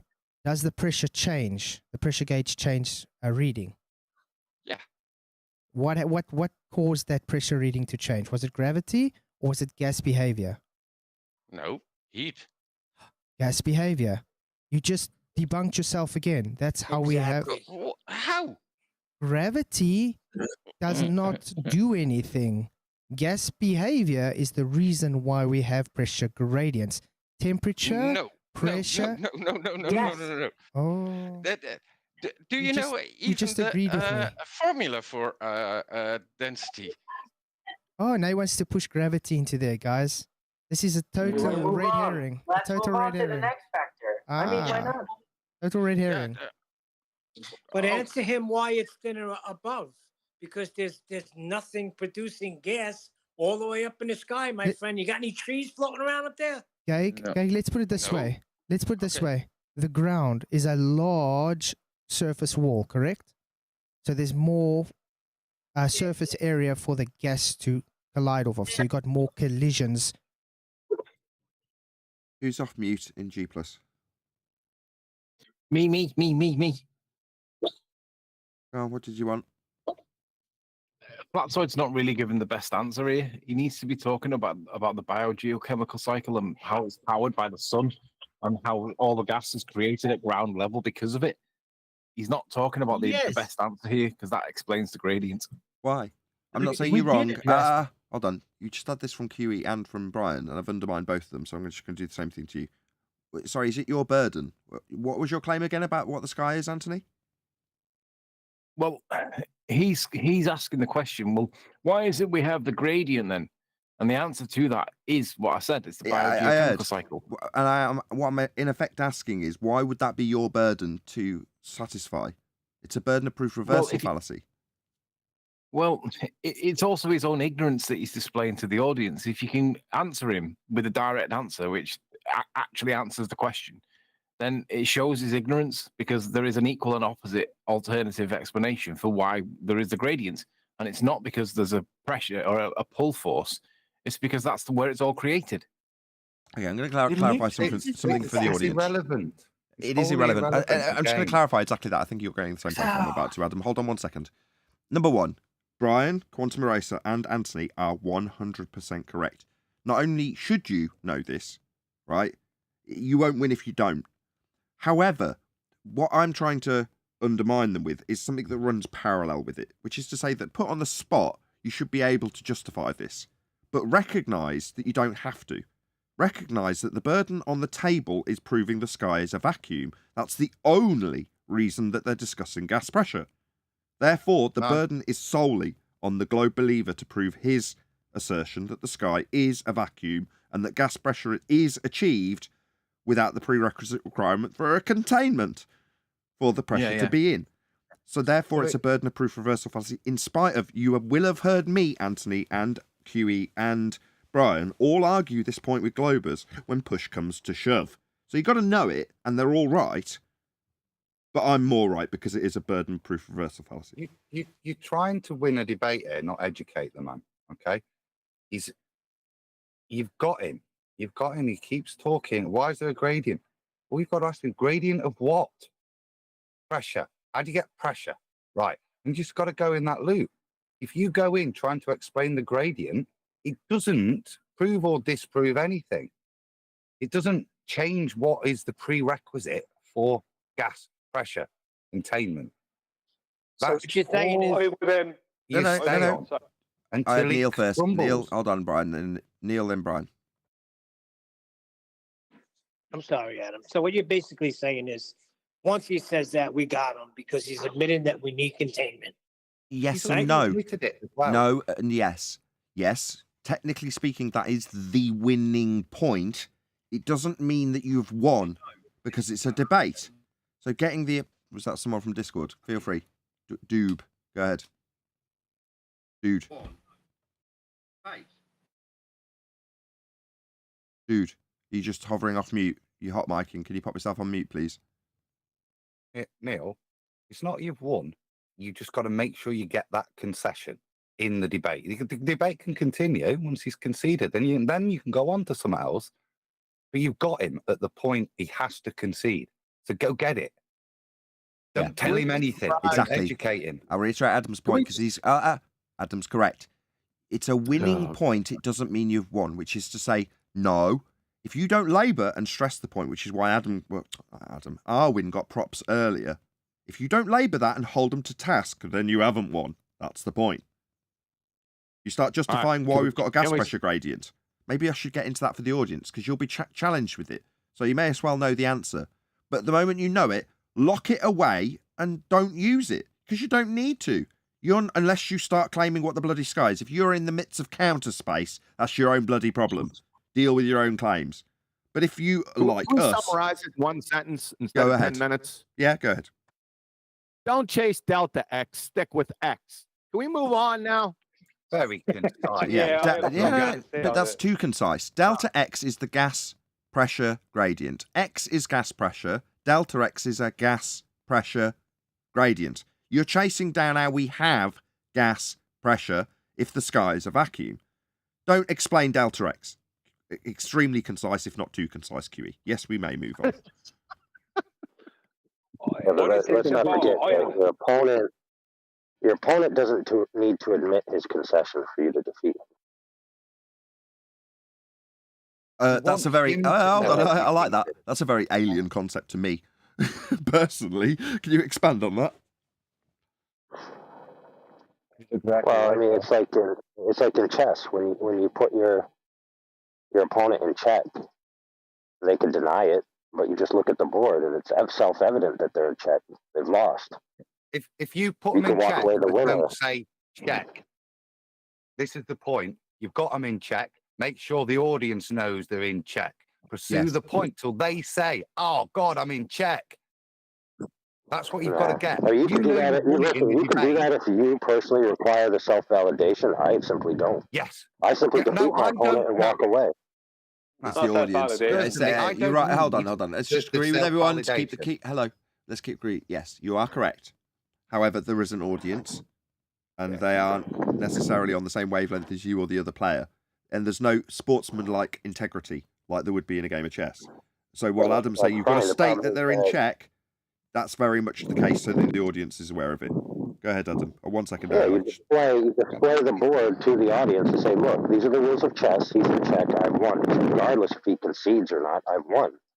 The end. Yeah. I mean, there's no. I want to have this out. Sorry, I'm sorry, Adam. I know we're cutting off your point. No, I hate to disagree with you, AI. You're normally so much on point, but that isn't correct.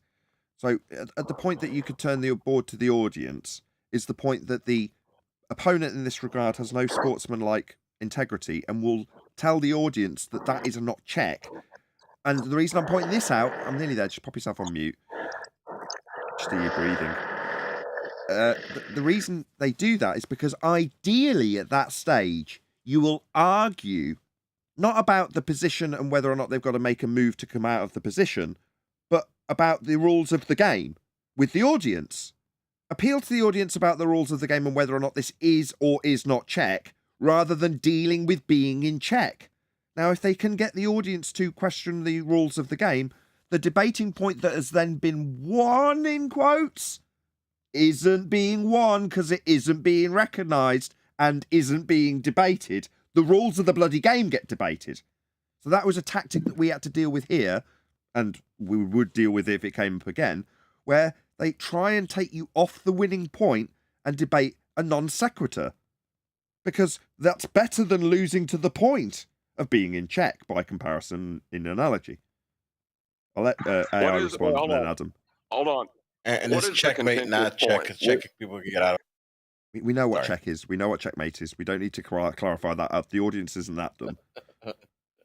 Well, I have a question real quick. What is the contentious point that is being argued? Because I don't think one side of this is even understanding what point of contention is being argued. Sky vacuum. Gas pressure without a container. Okay, go ahead, Adam, then AI. Or was it AI, then Adam? In relation to that, yeah. First to AI. It's demonstrated earlier on when Arwin gets his tail up. That's the point he knows he's won. He's won. He knows he's won. He knows he's won that. Yeah. And so, he could walk away. But he doesn't. He goes for the throat to demonstrate to the audience and to get the concession. That, to me, is crucial. And in relation to John's point, no, I don't think he does know what the point is, which is why, if you get that feeling, it's important to get statements of concession from them. With an umpty like this, that's what I'm saying from the start. Define gas behavior, define what gravity is. The time he's got to this, you can then cite him to destroy himself, to demonstrate to the audience, because you know he's not going to necessarily go it's flat, but you can show all of his points are completely debunked by his own statements by this point. But is it Brian still has something to say in a way? It's about winning the debate to the audience is the point I'd reiterate there in terms of what AI said, and that's why we're doing this, to make it unequivocal to the listener that you've won. Not because because you've done this 1,000 times, you've gotten to the point in the conversation where you've won, so you could walk away without shouting check. Shout check, make everybody look at the board and make everybody realise he put himself in check. Okay, just let AI respond, then we'll have John and Brian. Yeah, so it depends on what you mean by concession.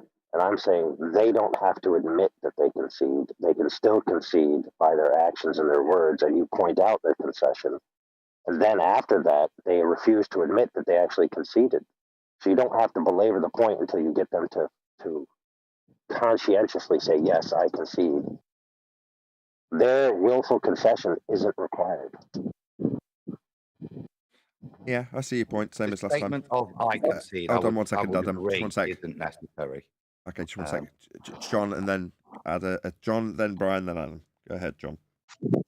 I don't think it's a reasonable point to argue over whether gas pressure requires a container. That doesn't seem like a debatable topic to me, but I could be wrong. That's where we're at. That's his point. That's his whole premise for his belief. So that's the point that needs settling. That natural law. Hold on. Brian's going to go next, but I think what John's saying is, when you talk about an irrefutable fact that there is an antecedent consequent relationship between containment and gas pressure, that is not a debatable point. That's a winning argument that defeats their argument of a sky vacuum, but somehow this has turned into a debating point, I think is John's point. Yeah, and that's why I'm saying you've got to go to gas pressure behavior. You get the behavior of the molecules as described. Yeah. What do they do? So that what is your gravity? And then hold him on that point. How, given that these are the facts, do you claim this without containment? You've just admitted that there is no gravitational force on gas molecule behavior. So how is your containment occurring?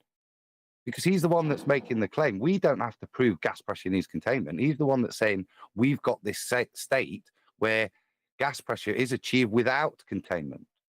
I see. So in summary, he claims gravity. Hold on. In summary, it's a recognition that the point of discussing gas pressure is not to debate about gas pressure.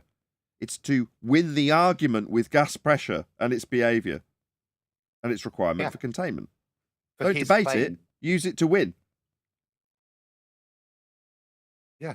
I'm not going to defend gas pressure behaviour to him. I'm just going to keep stating it and asking how, in his worldview, that the containment is achieved. Because it's his claim we're discussing. It's his board. It's his thing that's against natural law, against gas behaviour.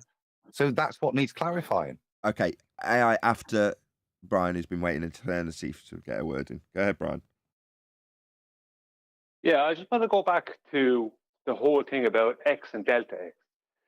The only reason that I'm even talking about temperature there is because this guy has invoked because the G that this guy has been invoking was not dealt with at the start. So he's then gone on to basically claim, without saying it, PV equals NRG.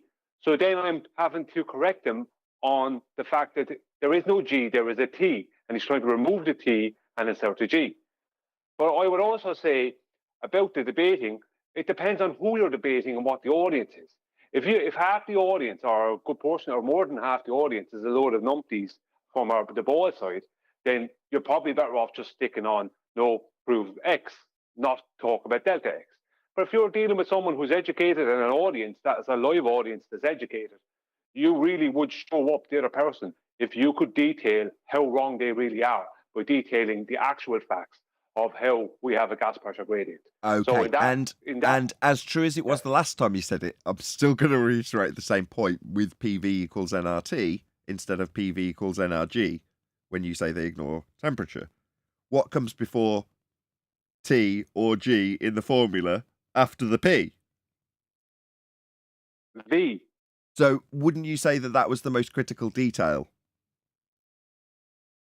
I would, but this is taking place after the force of gravity claim that they would have had to claim has not been taken apart correctly. So they're still claiming it. That's the problem. I see. So I know this rounds out nicely. Yeah. So your objection towards Arwin, please hold your tongue a moment, in regards to him giving them the force, is now valid. I'm sorry, Arwin. Yeah, I never gave him the force. It's a stupid straw man. I specifically disclaimed it. You admitted to that disclaimer, Nathan. It's just whining. No, that still stands also, and that's still correct. Where Brian's saying he didn't need to lead into this by inference because you gave it to him. I know you didn't. You put the weasel words in. It didn't matter. He still used it against you, and that's where Brian's right. I even defended it as a sly way of moving the conversation on, which still is also valid. So he may not have got to this point, but for the fact that you introduced it and gave it to him in a Weasley way that was perfectly disclaimed. So, you're all right. You're all right. It's all good. Yeah, I didn't weasel anything in. It wasn't weasel words. It was diving into his paradigm to disprove his paradigm. That's not a weasel word. No, I'll take it back. No, giving him anything. I'll take it back. Simply showing the model that he uses and how it doesn't work from within the model. I get it. That's what I did. That's all I did. I never. Let me just agree. Let me just agree to calm Arwin down. No, you're right. They're not weasel words. If you're slipping in stuff to let you have an escape from your just so story, you matter of fact stated that it was considered as a very weak force. That's not Weasley. That's a statement of accuracy and fact. So I'll take it back. When I said Weasley words, I was wrong. There you go. Happy? And I didn't give him gravity. I merely showed within the paradigm of his assumption of gravity how it doesn't work within that assumption. Yeah, we got that. That's all. We got that. Owen, can I ask why you just asked Nathan to take the compliment away from you? What the Weasley wasn't you. It was the clever use of Weasley words to get that point in. I didn't like you using that until I heard Nathan's critique. And you could hold him to it later. It could be held now because we've admitted that it doesn't do anything. We got that weak force, as you described, that it doesn't have an effect. We could use that against him now. So I wouldn't poo-poo what you did per se. You've got to be able to use it later. Otherwise, it's a little bit superfluous. But the way in which you formulated the sentences didn't invoke anything on you, and it tried to tie him to something. I didn't see the purpose at the time. But I don't see necessarily, as Nathan's paying you a compliment there, that you want rid of that compliment. Because if you're going to use that later, that was a very good use of language. I agree. Well, I've done that exact rollout right here on this FED show when we got Ballers on. I did that exact same process right here, and we talked about how that worked. Thank you. So you should all be recognized. Okay, thank you. I just need to explain this to the audience. Right? In the bud. Guys, just one sec. Okay, before we round out the live show. Look, there's a tendency to feel like we are overly critical of Arwin, Flatzoid, or even the opponents in many instances. And while that is strictly true, we are it being exactly that, hypercritical, right? It doesn't mean that what the person has done in the moment is right or wrong. It doesn't mean that it was a correct or an incorrect implementation of the argument, a good or a bad way of leading somebody on. It's just our way of discussing and disseminating a hypercritical discussion and how it could be improved. That's all. Now, in this particular very hyper-specific example, leading the conversation on by stating that it was formally accepted as a weak force was enough for this guy to try and worm out of it to the point where we're having to disclaim to the audience that when you get the win, which was achieved here, you don't have to have the opponent concede. Well, why isn't he? Well, because in his mind's eye, he's still got a beg in the question sky vacuum and a weak force that he's had conceded by you. You didn't, but that's a very, very hyper-specific critique in this exact example. Now, bearing in mind, we've been a lot more critical of Flatzoid than we have of you, Arwin. Not only that, we know you. It's like earlier when Brian and QE and Anthony Riley were all discussing how you should understand how the gas pressure gradient works. Totally valid. But overriding that is the fact that it's a begging the question and burden of proof reversal fallacy. Well, does that mean that I'm saying Anthony's wrong or QE's wrong, or that they should take it personally that they've done something wrong? No, definitely not. That's just not the case. But there's an idealistic way a debate will go, and it's normally foisted or floundered by the numpty dickhead that you're opposing, because he doesn't understand his own bloody argument in this case, or he has to concede but doesn't want to. He wants to save face after the fact, so will deny his own concession. Things like that just leave a slightly bitter taste in the mouth of the audience, and it might need reiterating or critiquing in this example with you, Arwin, as the example. But it doesn't mean we're saying you're wrong or you need to change anything or you've done something that could be better, although that is exactly what we're doing, really.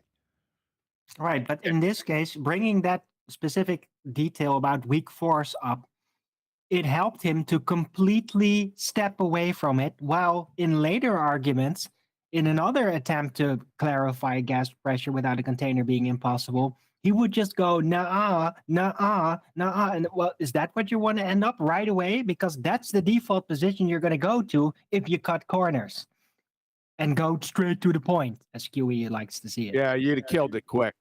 This wouldn't have went on that long. Arwin wanted to play with his food, man. That's Arwin, just tell him you wanted to play with your food, bro. It's okay. But it's also about having a show, Yeah, it's over in 15 minutes. There's no show.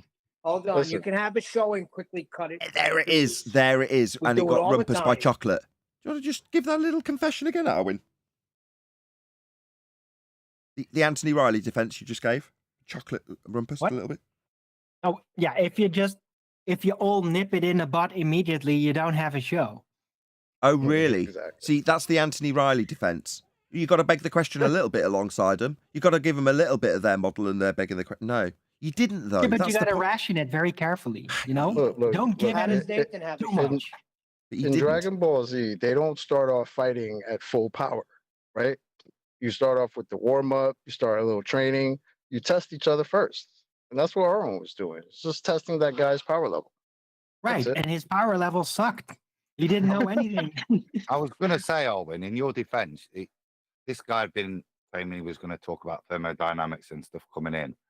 At the point you raised that, you didn't realize what a full retard he was. And genuinely had no knowledge of anything whatsoever. So you don't even understand the thermo with the thing.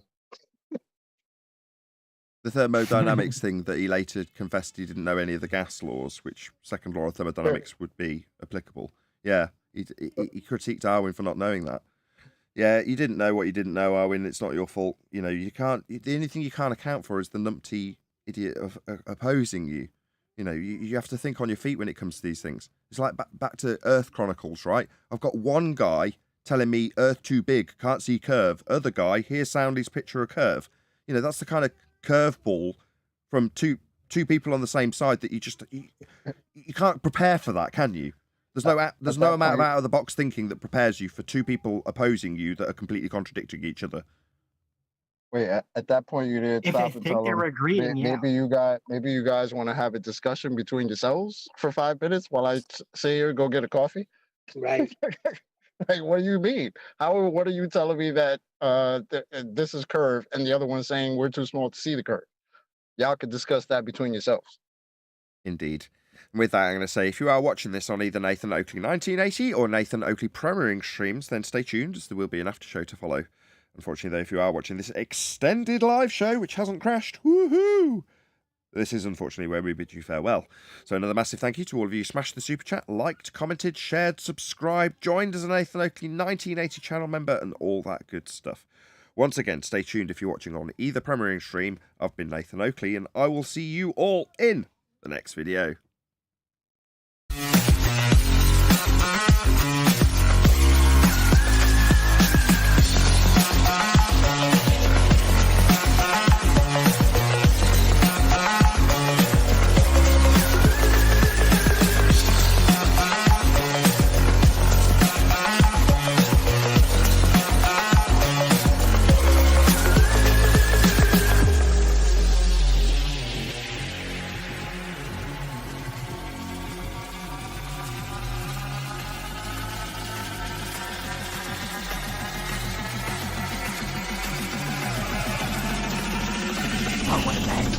What a lovely day.